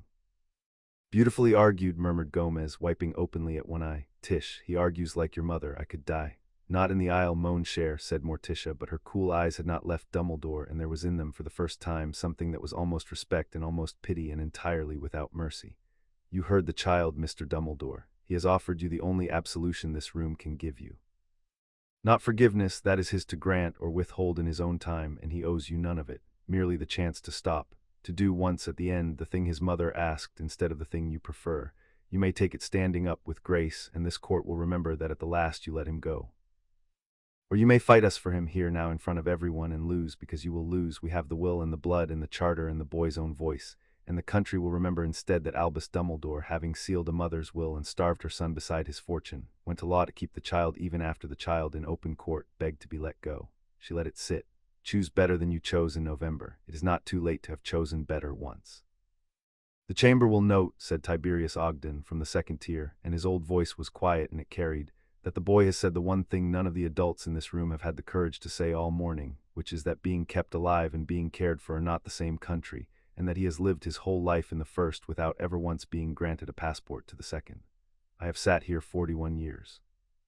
I have watched us mistake control for protection more times than I can count, always with the best of intentions, always over the body of someone too small to object. I will not do it again today. When the vote comes, I am for the family, charter and all, strangeness and all, because in one morning that peculiar household has shown this child more plain regard than the reasonable people of this realm managed in 14 years, and I have grown too old to keep pretending that respectability is the same as love. A murmur went along the benches, and it was not the cold murmur of the early morning. It had turned. Bones let it turn and did not hurry it, and then she set both hands flat on the rail and looked down the length of the well at the man in blue, and her voice was level and it was final. We will vote Chief Warlock on all of it and soon, and I think you can count the room as well as I can. The will is unsealed and it names the family's line. The charter is on the rolls and no one has dared move to strike it once Madame Addams explained what striking it would mean. The boy has asked in open court to go. If you contest the guardianship now, you will lose it on a division of this house, and the loss will be written next to your name beside the ceiling in the vault and the silence, and it will be the last thing this country remembers of the greatest wizard of the age, that at the very end he went to law against a child's own wish to be loved somewhere else. Or you may stand aside and be remembered as the man who, having failed the boy for 14 years, found the grace at the last to let him be caught by someone with better arms. It is, as the lady says, the one absolution left in this room. I would take it if I were you. I have watched men refuse smaller mercies and regret them longer. And Albus Dumbledore looked at Harry Potter for a long moment, and something moved in the old face, some final private reckoning between the man who loved the boy and the man who had always trusted his own hand above every other hand including the dead, and the room held its breath to see which man would answer. Chapter 5 and Chapter 6. The kinship writ Albus Dumbledore took off his half-moon spectacles and polished them on his sleeve, which was a thing Harry had seen him do 100 times at the start of a speech at the end of a duel. Whenever the old man wanted a moment the room would grant him without knowing it had been asked. Then he put them back on and looked at Harry, and set the spectacles aside as a thing he no longer needed to hide behind. When you were a year old, he said, and he spoke only to Harry now, not to the tears, not to the record, though the record took it anyway. I held you while your house burned, and I made a decision, and I have defended that decision to myself every single day for 14 years, which should have told me something, because a man does not need to defend a thing to himself every day unless some part of him has always known it was wrong. He drew a breath. I told myself the wards were worth the cupboard. I told myself that alive and unloved was a bargain because I had seen so many dead and loved, and I could not bear to add you to them.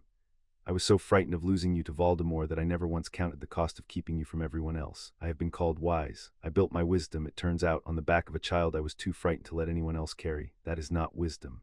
Wednesday's grandmother had the better word for it this morning. It is filing. Professor, Harry said, let me finish, Harry, because I will not have the chance again, and because you have earned the hearing of it.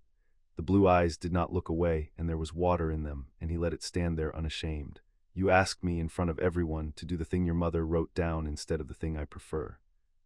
I have spent my whole life doing the thing I prefer and calling it the greater good, and the greater good has been very good to me and very hard on the people I decided to protect. So, here at the end of it is the thing your mother wrote down." He turned to the high seat and he raised his voice, and it did not shake, and Harry understood that not shaking cost him more than tears would have. "I withdraw any claim of guardianship or protective custody over Harry James Potter. I will not contest the Addams petition. I ask the court to note that I do so not because I am compelled, though I am, but because a boy asked me to stop overruling his dead mother, and he was right to ask, and I have overruled her long enough." He inclined his head to the family, to the pit, to the will lying open on the table. "Madam Addams, he is not mine to give, he never was. But for whatever it is worth, and I know it is worth little from me, you have my blessing to catch him, and my apology that he had to fall so far before anyone did." The room was silent. Gomez had a handkerchief out and was weeping into it with the frank abundance of a man who cried easily at beautiful things and was not ashamed of a single tear. Harry looked at the old man for a long moment. Found that the cold, clean anger he had carried into the room, the useful anger that had let him lay out the pattern without shouting, had not gone anywhere, and that underneath it, in a place he did not often open, there was also the boy who had once thought Dumbledore hung the moon, and the two of them stood side by side in him, and neither one was a lie. "I'm not going to say it's all right," Harry said, "because it isn't, and you know I was lying, and you've had enough people lie comfortable things at you today. What you did put me in that cupboard, I'm going to be a long time understanding it. Maybe I never will." He paused. "But you stopped just now, when it counted, and when you could still have fought, you stopped, and you did the thing my mum wrote down. That's not nothing. It's the first time anyone with power over me chose her instead of themselves." He held the old man's eyes. "I'll write to you when I'm ready. It might be a while, but I'll write. That's not forgiveness. It's a door I'm leaving unlocked, and you should know how rare that is from me, and why." Something in Dumbledore's face broke and mended at once, and he bowed his head, an old man accepting a mercy he had not dared ask for, and he sat down, and he did not rise again to fight for anything for the rest of the morning, and the room let out a breath it had been holding since 8 o'clock. "Then," said Amelia Bones, "if the chief warlock has stood aside, the guardianship is uncontested in principle, and the court has only to satisfy itself in law. Madam Addams, you have claimed kinship. You have shown a family tree in old ink, which is a lovely thing, and no court alive will grant custody of the boy who lived on the strength of a lovely thing. Prove the blood. Prove it in a manner Gringotts will stake its name on, and this bench cannot doubt, or we are back to charters and charity, and I would rather stand on ground that does not shift." "Of course," said Morticia. "I would not ask you to take a mother's word for anything so important as blood. Nagnok the right." The goblin had been waiting for this the way a man waits for the one course of the meal he came for. He produced from within his iron-gray coat a square of parchment that was not white and not paper, older than either, and a short blade of a dull dark metal that drank the blue light and gave none back, and he set them on the clerk's table with the ceremony of his people, who treat gold and blood and death as the only three subjects worth a formal manner. "The Gringotts' right of lineage," he said, "which the bank performs perhaps twice in a generation, and never for free and never wrongly, because a bank that lied about blood would be a bank that lied about inheritance, and a bank that lied about inheritance would not survive the week. We would tear it down ourselves, stone by stone, and salt the vaults. 3 drops, the parchment does the rest. It reads the blood back along itself, generation by generation, as far as the blood remembers, and the blood remembers a very long way, further than any register, because the blood was there, and the register is only what someone chose to write down. It cannot be forged, it cannot be flattered. It does not care whose son you hoped you were. Mr. Potter, your hand, if you are willing, it is 3 drops and a small sting. You have had a great deal worse this morning from people who wished you no good. This at least is done by someone who wishes you nothing at all, which from a goblin is the highest regard we offer." Harry gave his hand. The dark blade touched his fingertip, cold, and 3 drops fell dark onto the ancient parchment, and the parchment drank them, and then it did a thing that made the front 3 tiers of the Wizengamot lean forward against their own dignity. It began to write itself. Lines of fire-brown script raced up the parchment from the drops, spidering into names and dates and the small, severe branchings of descent, faster than a quill could move, faster than a memory, running back and back through the Potters, James and his father's father, back through the small, good, ordinary history of a family that had never done anything grander than be decent and brave, until the script reached a name where the ink changed color, going from brown to a deep old red. And there it forked and split the page, and one fork ran on into history and the other ran sideways into a name that made Amelia Bones stand up out of her chair. "Peveril," she read. "Peveril," agreed Nagnok with satisfaction. "Ignatus Peveril, the youngest of the 3 brothers of the old story, the one who is said to have greeted death as an old friend and gone with him as an equal." His line ran down, quiet and unbroken and entirely unremarkable, into a family called Potter, who forgot they were anything but farmers and were the better for the forgetting. That is the boy's descent. Watch the other fork. The red script had split and the sideways branch was writing itself now, and it ran back not to Ignatus but to the eldest brother Antioch, the one the story says died first and worst, the one whose line the histories all record as extinct, dead out, a wand and a boast and no children to carry either. The parchment disagreed with the histories.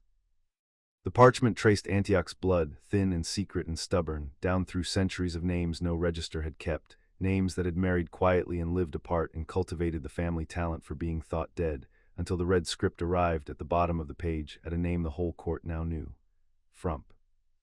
And from Frump one final short branch to a woman standing at the edge of the pit in a column of black, and beside her name the parchment wrote, in letters that flared and settled, Morticia Frump M. Gomez Addams, and beside that a child's name Wednesday, and the two forks of the old red blood, Ignatus and Antioch, Potter and Frump, hung on the parchment plainly joined at the root, two brothers' lines that had run apart for 700 years and were by the bank's own unforgeable word.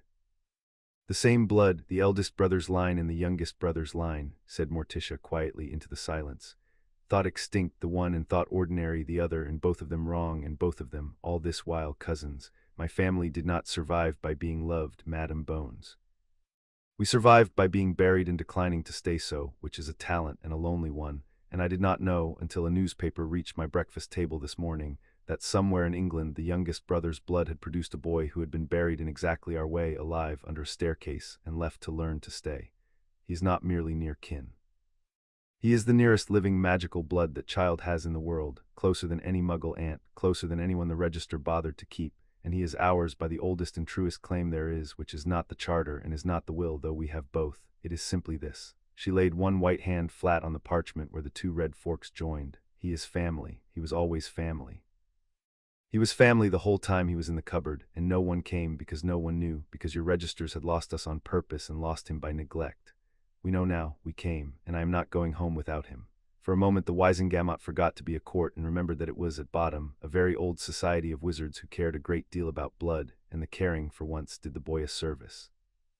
There were members on those benches who would have crossed the road to avoid the Addams family in daylight, who had voted an hour ago to convict a schoolboy, and who now looked at the two red forks joined on the parchment and felt, despite themselves, the pull of the truly ancient, the thing their whole caste was built to revere: Peveril. The oldest blood in the Isles, the blood of the story every wizarding child was told at the knee, running unbroken and doubled through a farm family called Potter and a graveyard family called Frump, and here in one boy rejoined.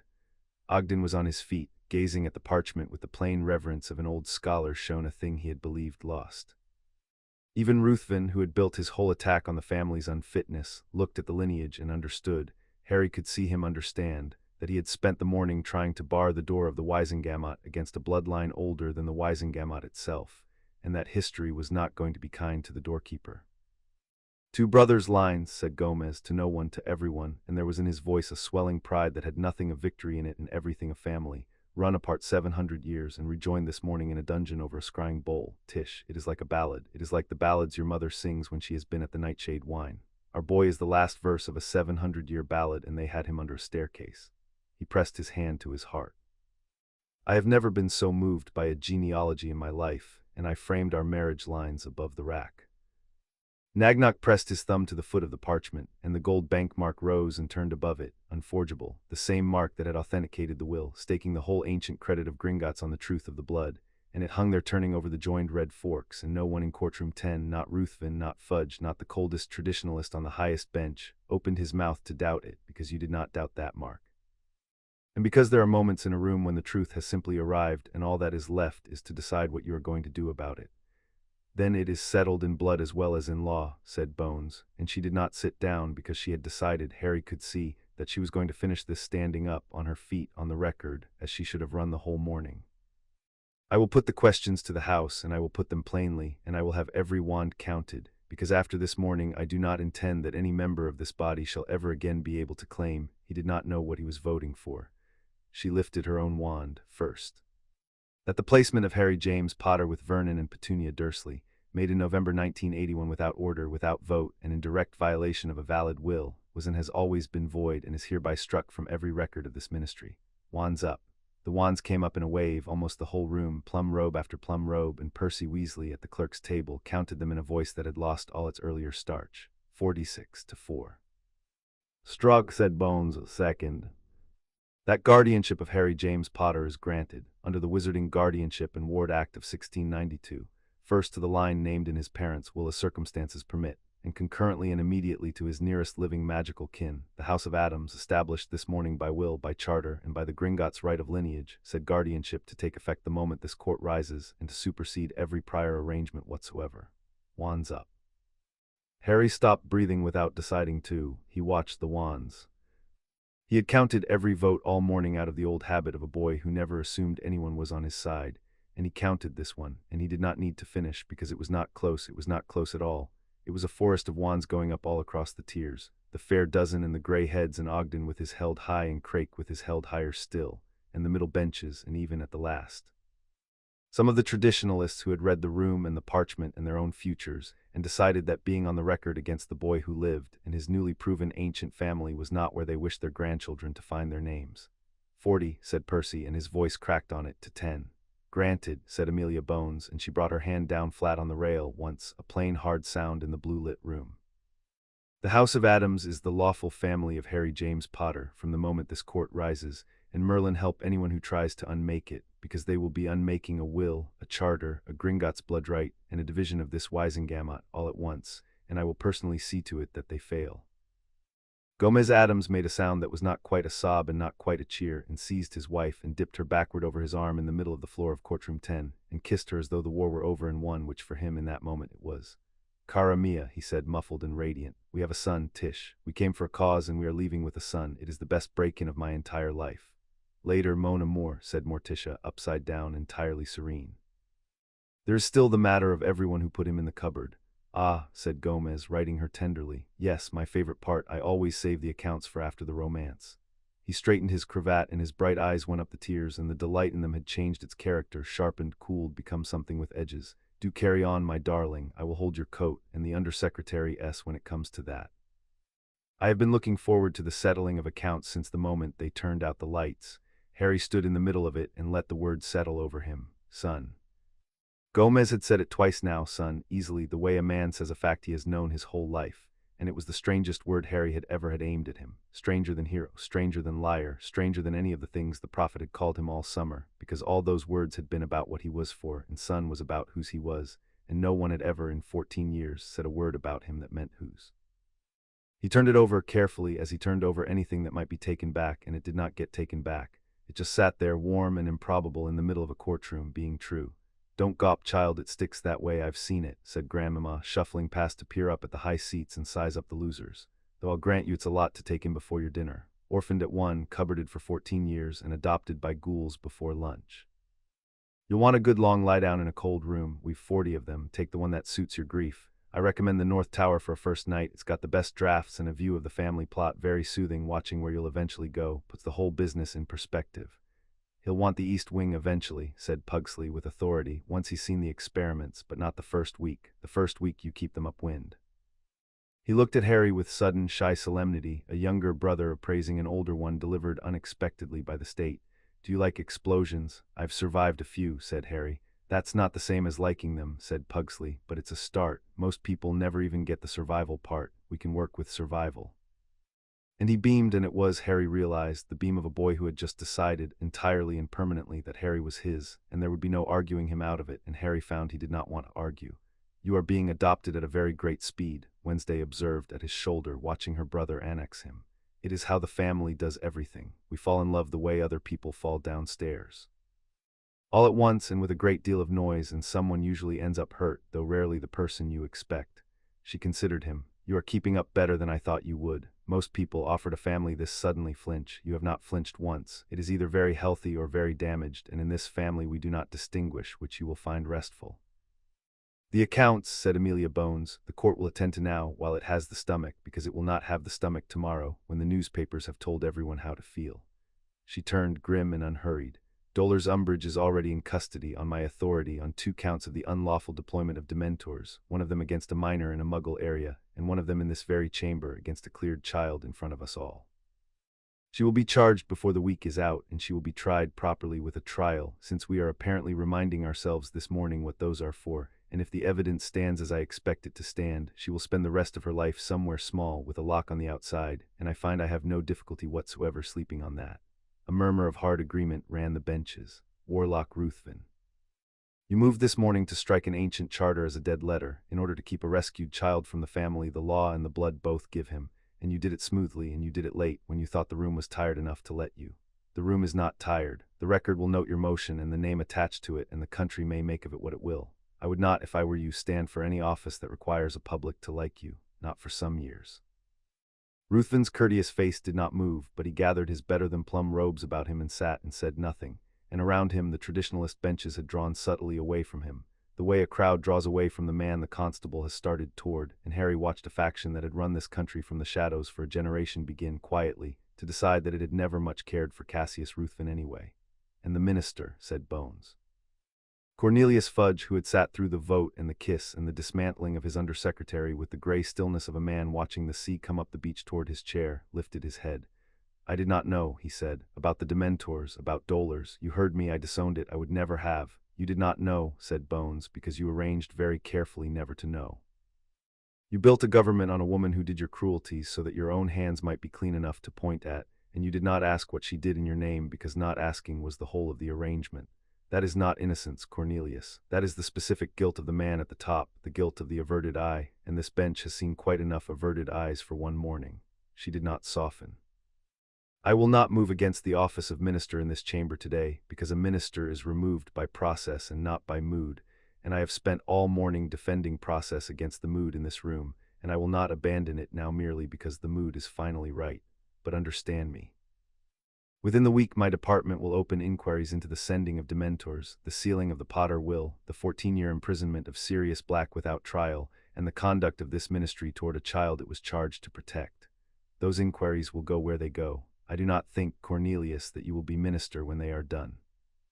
I think the country, when it reads what happened in this room, will do to you what it does to men who let the walls of a child's cupboard be built in their name.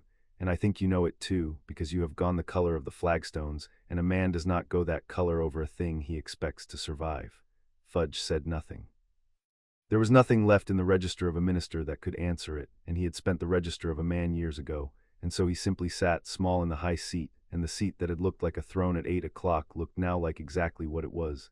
A chair a frightened person had climbed too high into, and could not get down from without falling. Into the quiet that followed, Counselor Bartholomew Craik rose, the soft, heavy man who had built the noose so carefully at 8 o'clock that morning, who had asked a 15-year-old how it looked from up here, and he did not look soft now, and he did not look careful. He looked like a man who had spent the last 3 hours watching himself in a mirror he could not turn off. I will say this once, he said, because the record should have it, and because I find I cannot go home and eat my dinner if I do not. This morning I questioned that child. I did it well. I have some skill at it, and I used all of it, and I used it to make an honest boy sound like a liar, because I believed the version of the world the government handed me, and because believing it was comfortable, and because I did not once do the thing my whole office exists to do, which is to ask whether the comfortable version is true. He turned, and he looked down into the pit at Harry, and he did not flinch from it. I built the case that this boy was disturbed. I built it out of the fact that his story frightened me, which I dressed up as reason, and I am ashamed, Mr. Potter, more ashamed than I have words for in a room full of scribes.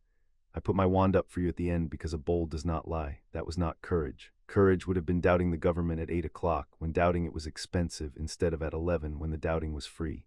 I do not ask your forgiveness. You owe me none, and a man who asks a child he has wronged to forgive him is only wronging the child a second time to feel better. I ask nothing.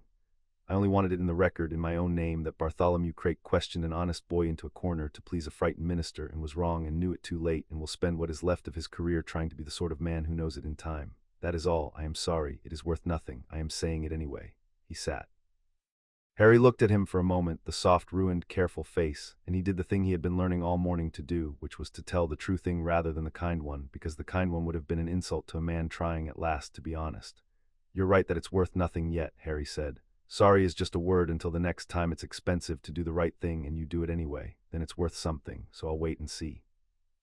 He held the man's eyes level without cruelty. But you said it in your own name in the record when you could have just gone home quiet and let everyone forget you were the one asking the questions. That's not nothing. That's a door left unlocked. I'm learning to notice those. Thank you for the door, Counselor. I'll remember which way you opened it. And Craik bowed his head, a man given more than he had dared ask and less than he deserved, which was, Harry was learning, the exact shape of an honest mercy, and the record kept all of it in Percy's careful hand for whoever might one day need to know who had said what, and when, and whether they had said it early enough to count. "There remains," said Morticia, "one door I promised to open, and I will not leave this room until it is at least unlocked. Sirius Orion Black," she went on, "sits in Azkaban, or sat there until he was reported to have left it, on the strength of an imprisonment with no trial at the bottom of it.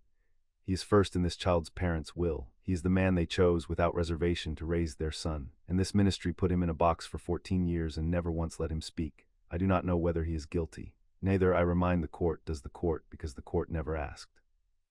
I move that Sirius Black be granted the trial the law has owed him since the 2nd of November 1981, and that until such trial is heard and a verdict lawfully reached, every standing order for his capture, and I am given to understand his summary kissing, be stayed, because a country that would administer the Dementor's kiss to a man it never troubled to try has forfeited any right to call itself a country of law, and I have watched this chamber try all morning so hard to remember that it is one." "Seconded from the chair," said Bones, "and I will say why, so that it stands in the record beside the shame it belongs to. I have carried a private unease about the Black case for 11 years, since I first noticed as a junior officer that the file had a committal and no transcript, and I was told by men senior to me to leave the drawer shut, and I left it shut, and I have not slept easy about it since. I am done leaving drawers shut. The absence of a trial for Sirius Black is now a formal matter before my department. He will be tried. If he is guilty, a proper court will find it, and I will sign the order myself and mean it. If he is innocent, then this ministry has done a thing to a man that no verdict can give back, and we had better learn to look at it, because the alternative is to become the sort of government that does such things twice." And it was then that Albus Dumbledore rose one last time, slowly, an old man who had promised himself he was finished for the morning, and found one more thing he could not in conscience leave unsaid. "I will spare the court an investigation of at least one question," he said, "by answering it now, under whatever remains of my word. I have believed Sirius Black innocent for 11 years. I tried quietly more than once to secure him a hearing, and I failed, because the men who might have granted it did not wish to reopen a case that had made them look decisive in a frightened time, and I did not push as hard as I might have, because I told myself there were larger battles, and because, may I be forgiven, an imprisoned Sirius Black was a simpler thing for my arrangements than a free and furious one." His voice was steady and terrible in its plainness. "That is one more child of James and Lily I failed to keep faith with. I will give evidence at his trial, all of it gladly, and I will name the men who told me to leave the drawer shut, and I will accept whatever this court decides my own silence has earned me. I have spent the morning learning what my certainties cost other people. I find I have a great deal of restitution to begin, and I would rather begin it late than not at all." Harry sat very still through all of it. He could say nothing still of what he knew, of a rat that was a man and a night in a screaming house, because to say it was to hand Sirius to the very Dementors this court had just stayed, and he had learned long ago to hold a truth in his mouth until the moment it could do good instead of harm. But he understood, listening to Bones and Morticia and even Dumbledore lay the first stones of a road, that the moment was coming, that a real court and real evidence and a stayed kiss meant that one day, perhaps soon, he might be able to open his mouth and be believed instead of committed. He filed the hope where he filed everything carefully behind the door, but he did not lock the door on it. He was learning this morning which things were safe to leave unlocked. Wednesday beside him had watched him not speak, and understood, as she understood most things, more than had been said. "You are holding something," she murmured, "about him. You have been holding it since the goblin said no trial. I will not ask what. In my family we respect a held thing. It is often the only property a person truly owns." She paused. "But when the day comes that you can set it down and it frees him, I would like to be there. I have never watched an innocent man walk out of a prison.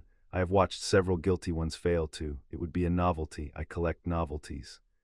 "You'll be there," said Harry, and found that he meant it, that he was already, without quite deciding to, arranging his future to include a girl in braids who collected novelties and promised to remember things for him. It was a strange thing to catch himself doing, the quiet assumption that there would be a future and people in it, and that some of them would be his. He had not made that assumption in a very long time. He turned it over once and did not put it away. Rita Skeeter's quill up in the visitors' gallery had been moving without pause for 2 hours, and Harry watched the acid green robes and understood that a woman who had come to help bury him was writing, now, an entirely different story, because the story had turned and Rita Skeeter went where the story went, and by tea-time the country that had spent the summer being told he was a disturbed and dangerous liar would be told, in the same poison-sweet voice, that he was a wronged and gallant orphan reclaimed by his ancient and devoted kin, and neither version would be quite true, but the second one at least would not end with him in a cupboard, and Harry had lived long enough to take the useful lie over the harmful one and not lose sleep about the ethics of it. "Madam Bones," said Morticia, "I believe we are finished with the government's sins for one morning. There will be more, there is always more, and my family and I intend to make a long and pleasant study of them in the months to come, drawer by drawer in the fullness of your law, which I am developing a real affection for, now that someone is finally using it. But the child has been in that chair since 8 o'clock, and he has been rescued and orphaned and reclaimed, and made a witness to his own worst night, all before lunch, and I think even this court can agree that he has earned the right to leave the pit he was dragged into. She turned at last fully away from the high seat and the tears and the whole vast machinery of the state, and she came down the last of the floor to the chained chair at the bottom of the well, and she looked at Harry, and everything in the white composed face that had been ablaze all morning went, for him alone, quiet. "Stand up, Harry," she said. "You do not belong at the bottom of anyone's pit, and you never did, and you are not going to spend one more minute in this one." He stood. She did not embrace him. He understood later that she had known better, that a boy who had flinched from every hand for 14 years could not be reached for suddenly in front of 50 staring strangers without the reaching becoming one more thing done to him. So she did not reach. She held out one white hand, palm up, open in the space between them, and she left it there, and she left the crossing of the space to him, so that whatever happened next would be a thing he did and not a thing that was done to him. "We have a large and drafty and frankly dangerous house," she said while her hand waited. "The stairs are treacherous, the plumbing screams. There's a thing in the conservatory that eats visitors we do not care for, and it is going to adore you, which is its highest compliment. You will have a room, a real one, as large and as dark and as strange as you like, on whichever side of whichever door you choose, and no one will ever again decide that for you. You will be frightened often and on purpose, because that is how we love, and you will learn to fence and to brew and to answer back, and to know the difference between the dark that wants to hurt you and the dark that is simply home.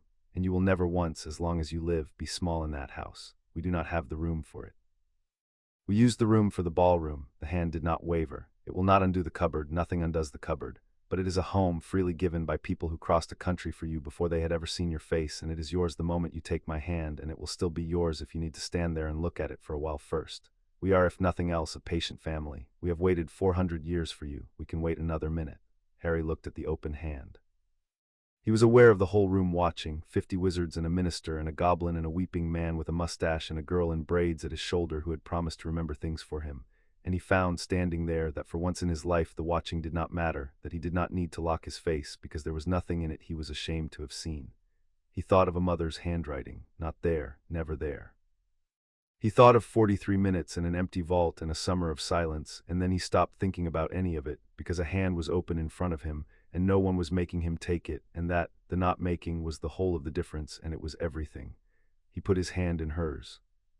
It was cool and dry, and it closed around his without a trace of hesitation, the grip of a woman who had decided something and did not intend to undecide it, and somewhere above them the raven said in its small, clear, stolen voice, "Home," and folded its head under its wing, and Gomez Addams wept without shame into his handkerchief, and Grandmamma cackled and dabbed at her own eyes with the corner of the will, and Pugsley checked his gauge and reported to no one.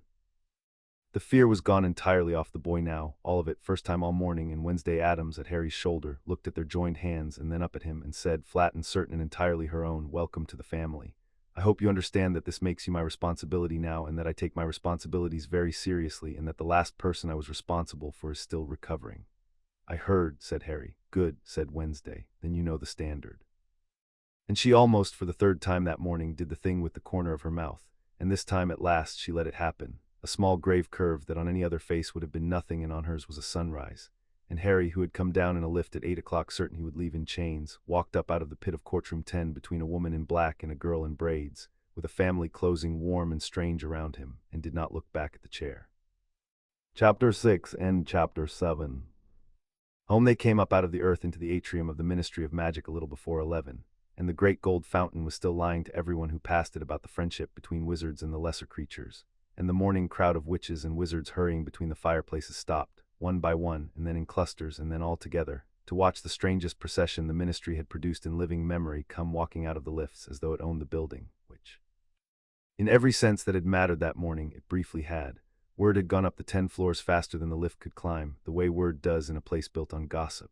By the time the family crossed the polished floor toward the fireplaces, half the Ministry had found a reason to be in the atrium, and they lined the walls and pretended to read memos and watched Harry Potter walk between a tall woman in black and a girl in braids, unchained, uncharged, and claimed.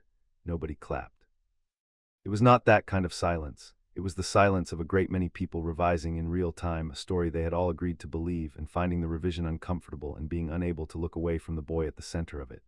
"They are staring," observed Wednesday, without concern matching his pace. You will get used to it. People stare at us wherever we go. The trick is to stare back until they remember they have somewhere else to be. Watch."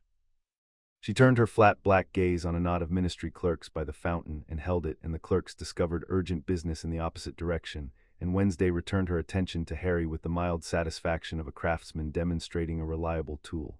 "You see, it is a muscle. Yours is underdeveloped from years of looking at the floor. We will exercise it."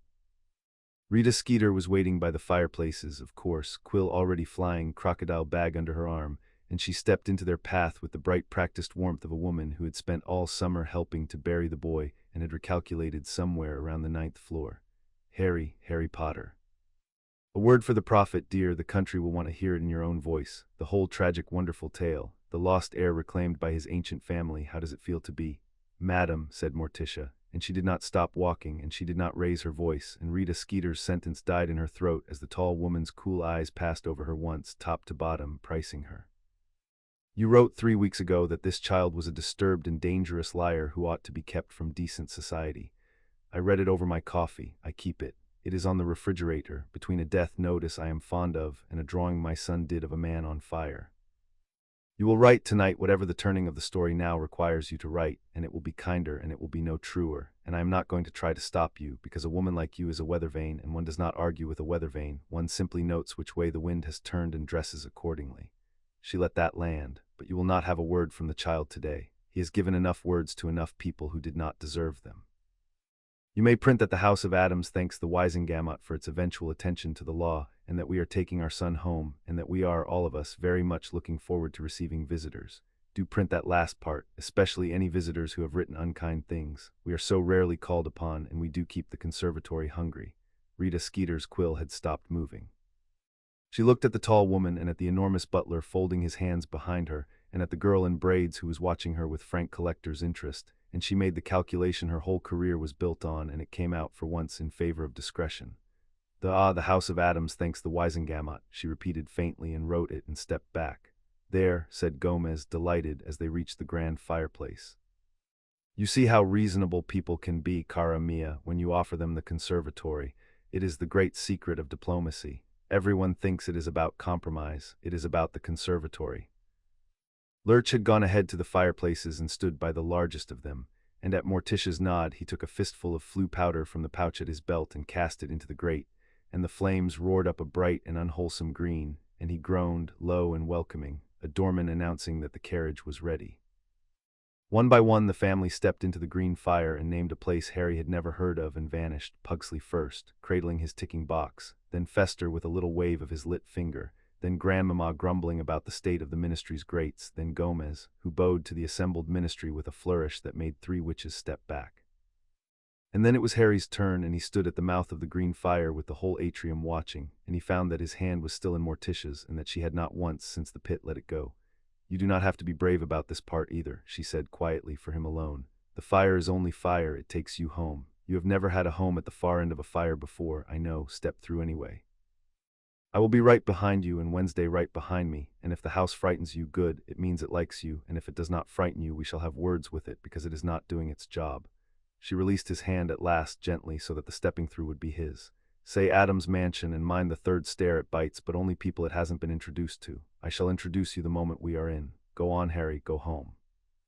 He stepped into the green fire and said the words, and the ministry and the staring in the gold fountain of lies whirled away, and he came out coughing onto the hearth of a room that stopped him where he stood.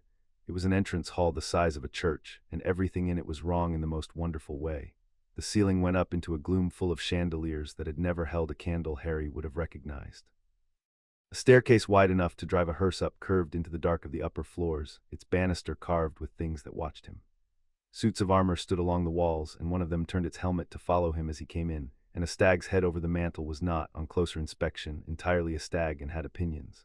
There was a smell of old stone and beeswax and something green and growing and faintly carnivorous from a door that stood ajar on a room full of leaves.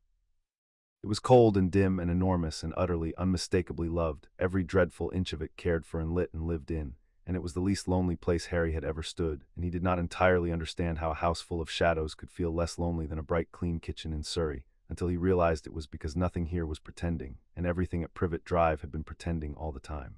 Something came down the great staircase to meet him. Harry took it at first for an ambulatory hassock of hair, a walking heap of the stuff, silver brown and silken and falling from crown to floor with no face anywhere in it, a bowler hat perched on top and a pair of round dark spectacles glinting somewhere in the fringe. It stopped in front of him and delivered, in a rapid high gibbering that no human throat was built to shape, a long and evidently heartfelt oration. Harry looked at it. It looked back, presumably.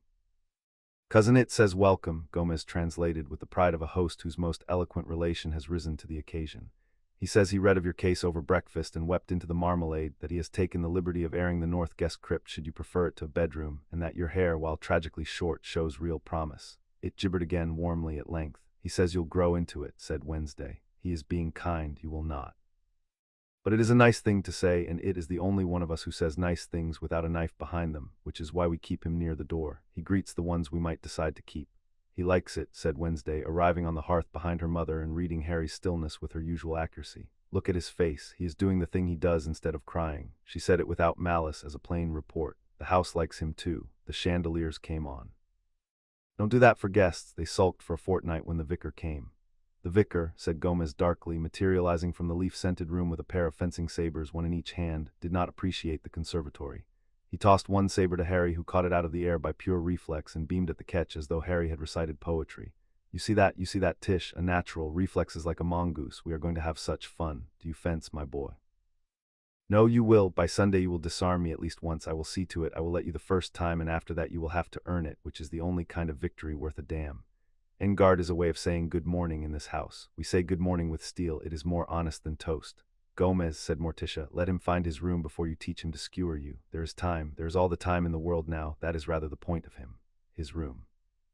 They took him up the hearse-wide stairs, all of them, a procession again, Morticia leading and the family trailing, and Lurch bringing up the rear with Harry's one battered trunk held in a single hand, a weightless thing, which to Lurch it was.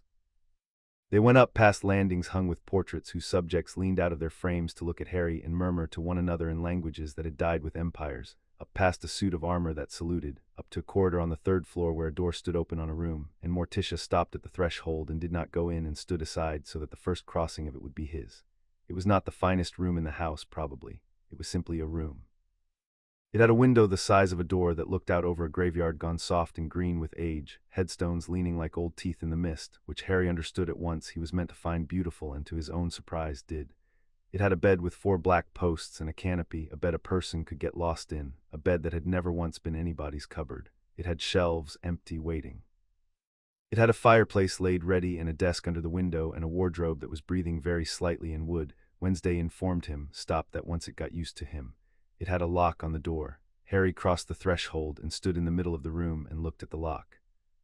It was a good lock, heavy and old and brass, and the key was in it on the inside, and Harry looked at that key for a long moment while the family waited in the corridor and did not crowd him. And he thought about a bolt on the outside of a cupboard door in Surrey, a bolt he had lain awake under counting the footsteps that decided whether it opened, and he thought about Grandmama saying in a courtroom, so that no one ever again decides for you which side of a door you sleep on. And he understood that they had heard him, not just listened, heard and remembered and gone up ahead of him while he said goodbye to a weather vane and made sure the very first room of his very first home had a key on the inside in his reach, his to turn or not turn forever. He did not lock the door, that was the thing.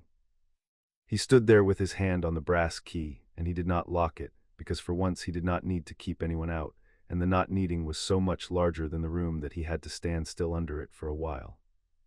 Behind him in the corridor, Morticia made the smallest movement, a shifting of her weight, and did not come in and did not speak, and gave him the room to be undone in privately, and it was Wednesday in the end who broke it, because Wednesday knew that some silences are a kindness and some become a weight, and she could tell the difference to the second.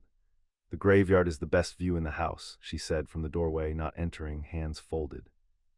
"I fought Pugsley for this room when we were small on account of the view, and I lost because he set fire to my side of the argument, which I still maintain was against the rules, so it went empty. It has been waiting for someone who deserved the graveyard." She looked at him and at the unlocked door and at his hand fallen from the key. "You deserve the graveyard, do not thank me. In this family we do not thank each other for love.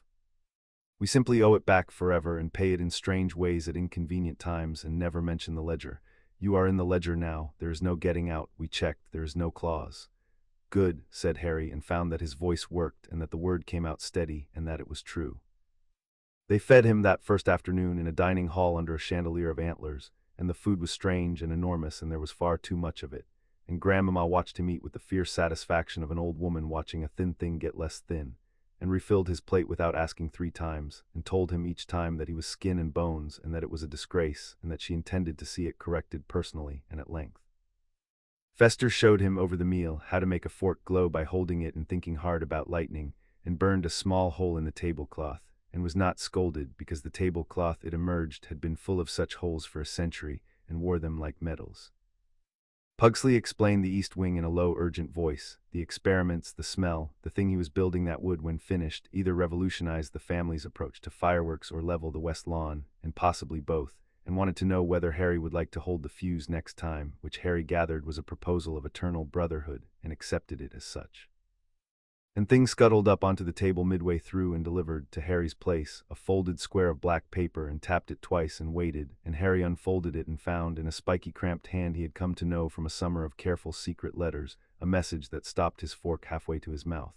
It was from Sirius. The family, it transpired, had not waited. While Harry had been standing on a hearth in the Ministry Atlas being stared at, Morticia had already had Thing and the Raven out carrying letters, and one of them had gone, by roads only the Addams and the truly hunted knew, to a large black dog in a cave on a hillside in the west of the country, and the dog had written back, and the writing back was here on the table in Harry's hands, and it said, in the cramped, urgent hand of a man who had been afraid to hope for 14 years and had just been handed a reason, they tell me you are safe. They tell me a family of the old blood walked into the Wizengamot and took the whole rotten court apart and took you home, and that a woman named Addams has sworn to get me a trial, a real one, after all this time. I did not believe it until the second letter, which came by a hand that was only a hand, which is exactly the sort of thing that would happen to you and no one else. Harry. If it is true, if there is going to be a trial, if I might one day stand in the light again and be your godfather in the open instead of in whispers, then hold on and be careful, and do what these people say, because anyone who frightens the Wizengamot that badly on your behalf is exactly the kind of person I want standing between you and the world. I am coming to meet them the moment it is safe. Tell the woman I said thank you. Tell her I have been trying to give you a home from a cave with a price on my head for a year, and that I am not too proud to be glad someone finally managed it who has the walls to do it right. I will see you soon in daylight. I mean to, Padfoot. Harry read it twice and then once more, and then he set it down carefully beside his plate and looked up and found the whole family watching him with the patient interest of people who had known exactly what was in the letter, because they had arranged for it, and had said nothing because they had wanted him to find it himself. You wrote to him, Harry said, this morning, before you didn't even know if you'd win the vote, and you wrote to him. We knew we would win the vote, said Morticia serenely. We are very good at what we do, and your godfather had spent a year trying to keep you safe from a cave with the whole country hunting him, which is, when you think about it, a thoroughly Addams way to raise a child from a hole in the ground at great personal risk in defiance of every authority. I liked him before I met him. I intend to like him a great deal more in person. She inclined her head at the letter. He will have his trial, Harry. I have made a promise on the record in front of 50 witnesses and a scribe, and Grandmama will tell you that I have never once broken a promise I made in front of a scribe. It voids the warranty. It will take months. The law is slow when it is being careful, and I intend to make it be very careful, so that when he walks out clean, with a verdict and a pardon and a public apology, and no man can ever put him back in the dark again on a whisper. But he will walk out. And when he does, this house has 40 rooms, and one of them can face the graveyard too, if he likes the view as much as you do. There is no shortage of anything here, except sunlight. We are proud of the shortage of sunlight. Harry looked around the antlered hall, at the old woman refilling his plate and the boy plotting brotherhood over the fuse and the bald man burning the tablecloth, and the man who said good morning with steel and the woman in black who had crossed a country, because a newspaper called him disturbed and had before lunch unsealed his mother's voice and emptied his enemies onto the floor and reached one hand into a cave to pull his godfather toward the light, and he did the arithmetic one more time. The arithmetic he had been doing his whole life, the sum of who was on his side. For 14 years the answer had been a number he could count without using his hands. It was not that number anymore. He gave up counting.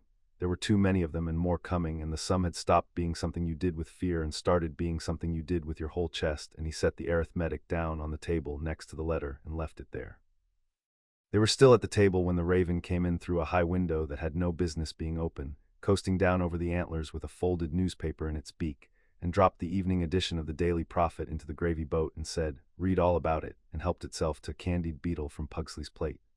Grandmama fished the paper out and shook the gravy off it and held it at arm's length, and her old face split into a grin that would have curdled milk. "Oh, they've had a busy afternoon at that ministry, boy. Listen to this, listen." She cleared her throat and read with enormous relish over the ruins of the meal. Ministry in turmoil as boy who lived cleared, reclaimed by ancient house. There's you dear on the front, they've drawn you looking noble. They always draw the cleared ones noble. It's the same artist who drew you sinister last week, he just moves the eyebrows. Senior Undersecretary Dolar's umbrage charged on 2 counts of the unlawful deployment of dementors, one against a minor remanded pending trial.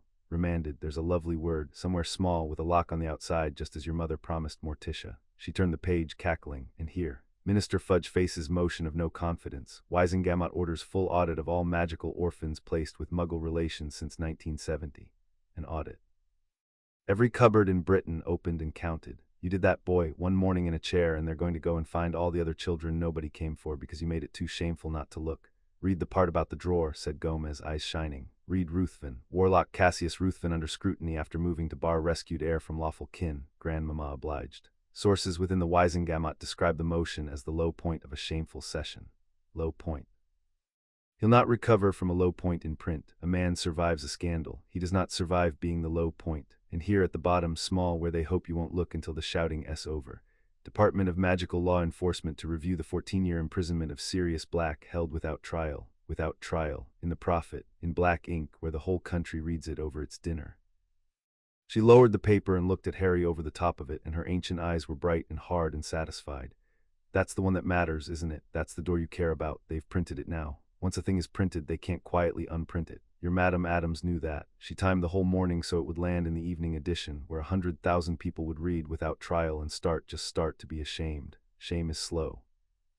But it's the only engine that ever pushed a government to do right, and she set it running, and it doesn't stop now, boy. It doesn't stop until your godfather's standing in the sun.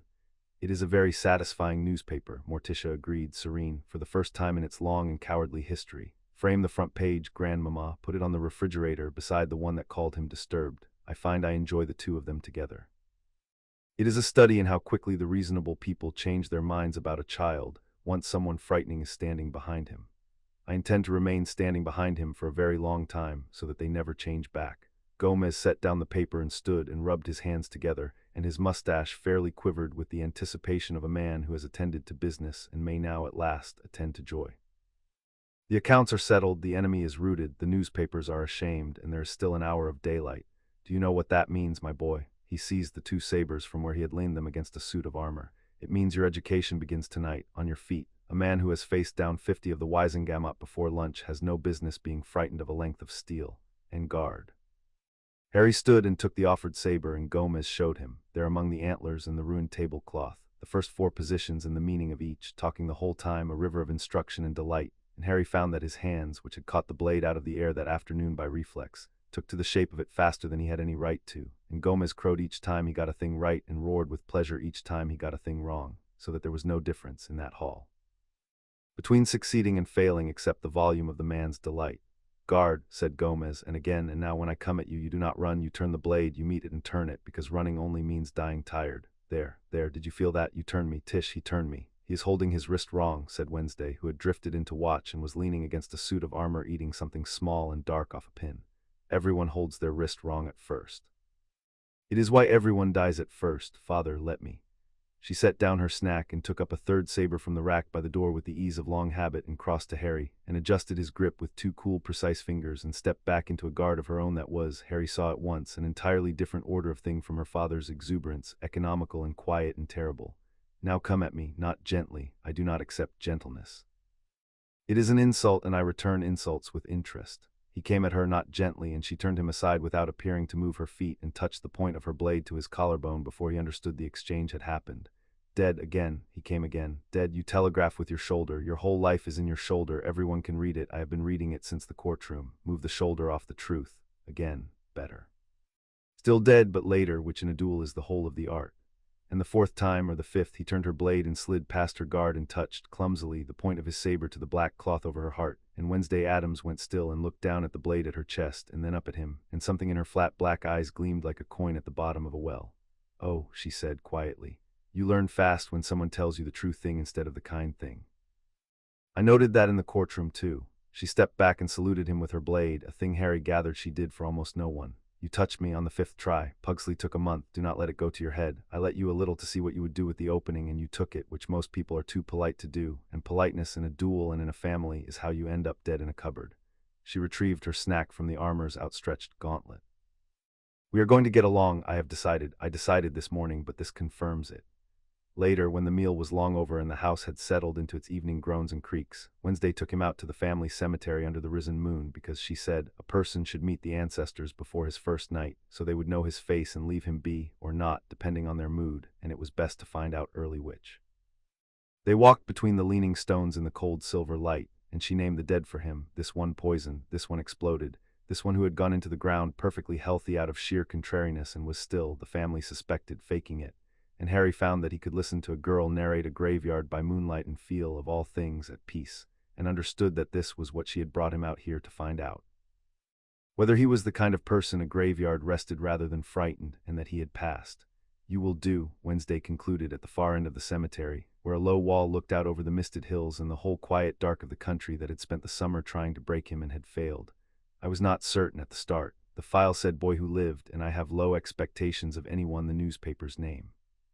But you gave away your worst memory to save people who die later, and you did not lock a door you finally had the key to, and you read a letter from a hunted man and put it down gently instead of clutching it, which is the mark of someone who has learned that clutching is how you get things taken away.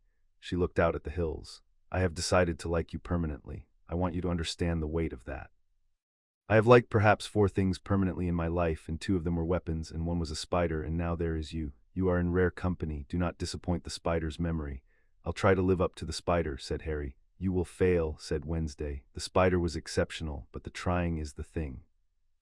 And she looked at him sidelong in the moonlight, and there it was again, the small grave curve at the corner of her mouth, spent freely now, twice in one day, which for Wednesday Addams was practically a parade, and Harry felt something in his own face answer it, an expression he had not worn much and had to go looking for and found and used.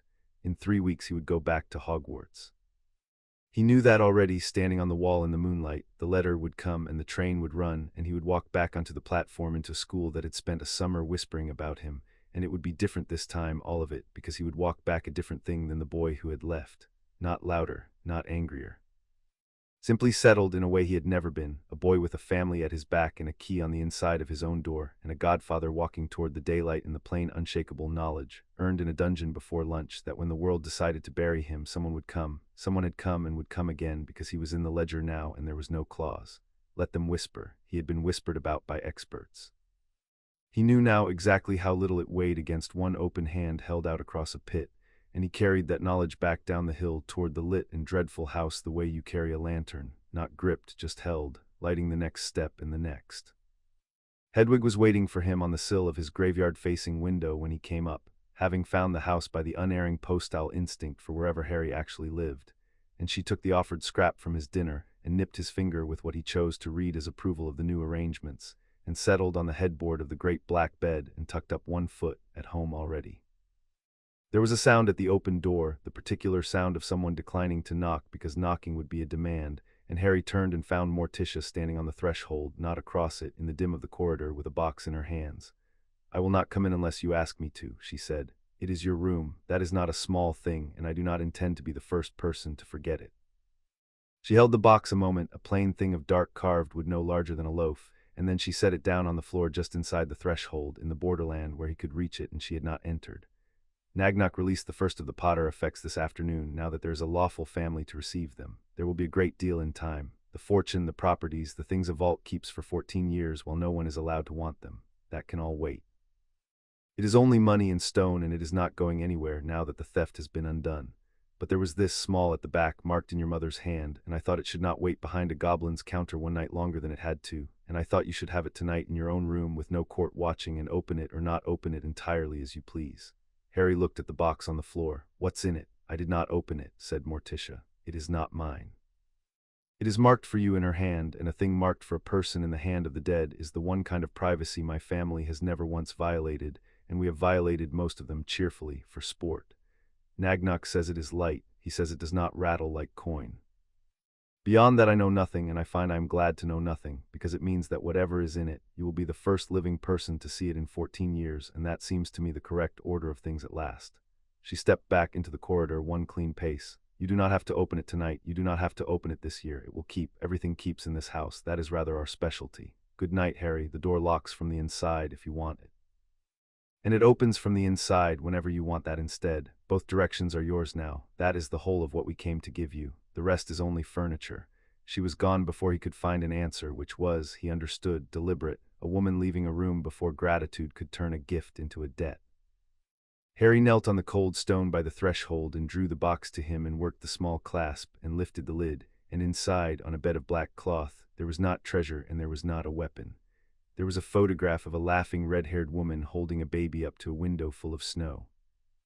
There was a schoolbook, Charms, its margins crammed edge to edge with a young Lily Evans arguing with the author in green ink, correcting him, mocking him, a whole quick, clever girl living in the white space around somebody else's spells. And there was a single folded note, the paper soft with age, and on the outside of it, in the same hand that had written "Not there, never there," 3 words, for Harry, someday. He did not unfold it, not that night. He held it and looked at it and understood that his mother had written him a letter when he was 1 year old against the chance that she would not be there to say it aloud, and had trusted the chance to a vault, and that the vault had kept faith even while the men above it had not, and that the letter had waited 14 years in the dark for a family strange enough and stubborn enough to come and dig it out and carry it up a staircase and set it at last in his hands. Someday, she had written, not tonight. He could feel that she had meant not tonight, that a mother writing to a son she might never meet would want him old enough and safe enough and home. He was not old enough yet. He was, for the first time, the other two. So he folded the black cloth back over the photograph and the book and the waiting note and closed the lid, and set the box on the desk beneath the window where he would see it every morning, and left the reading of the letter for a someday he now, for the first time, believed he would live to reach. The wardrobe had stopped breathing. The chandeliers were lit. Down the corridor, a clock that ran backwards struck an hour that did not exist, and somewhere below a saber rang once against a suit of armor as Gomez said goodnight to the household in the family tongue. And Harry Potter got into a bed the size of a small country, in a room with a graveyard for a view and a key on the inside of the door, and did not lock it, and slept all the way through without counting a single footstep, for the first time that he could remember. At the foot of the stairs, Morticia stood a while in the dark with her husband's arm around her, listening to the house breathe and the new child sleep, and Gomez kissed the length of her arm from wrist to shoulder and murmured that it had been, all things considered, a perfect day, a break-in, a courtroom, a routing of enemies, and a son. And Morticia agreed that it had been satisfactory, which from her was the same word and said only. Looking up the dark stairs toward the 3rd floor where a boy slept unafraid at last, that there was a great deal still to do, a trial to win and a war coming and a whole rotten ministry to keep honest, one open drawer at a time, and that she was looking forward to all of it because the family had a project now, the best kind, a person, and the Addams had never in 400 years abandoned a project and did not intend to start with this one. Then she turned down the lamps that were not lamps, and the great house folded its shadows around the people asleep in it, and kept them, the way it had kept its own for centuries, in the dark, which was only another word in that house for safe. Chapter 7 End.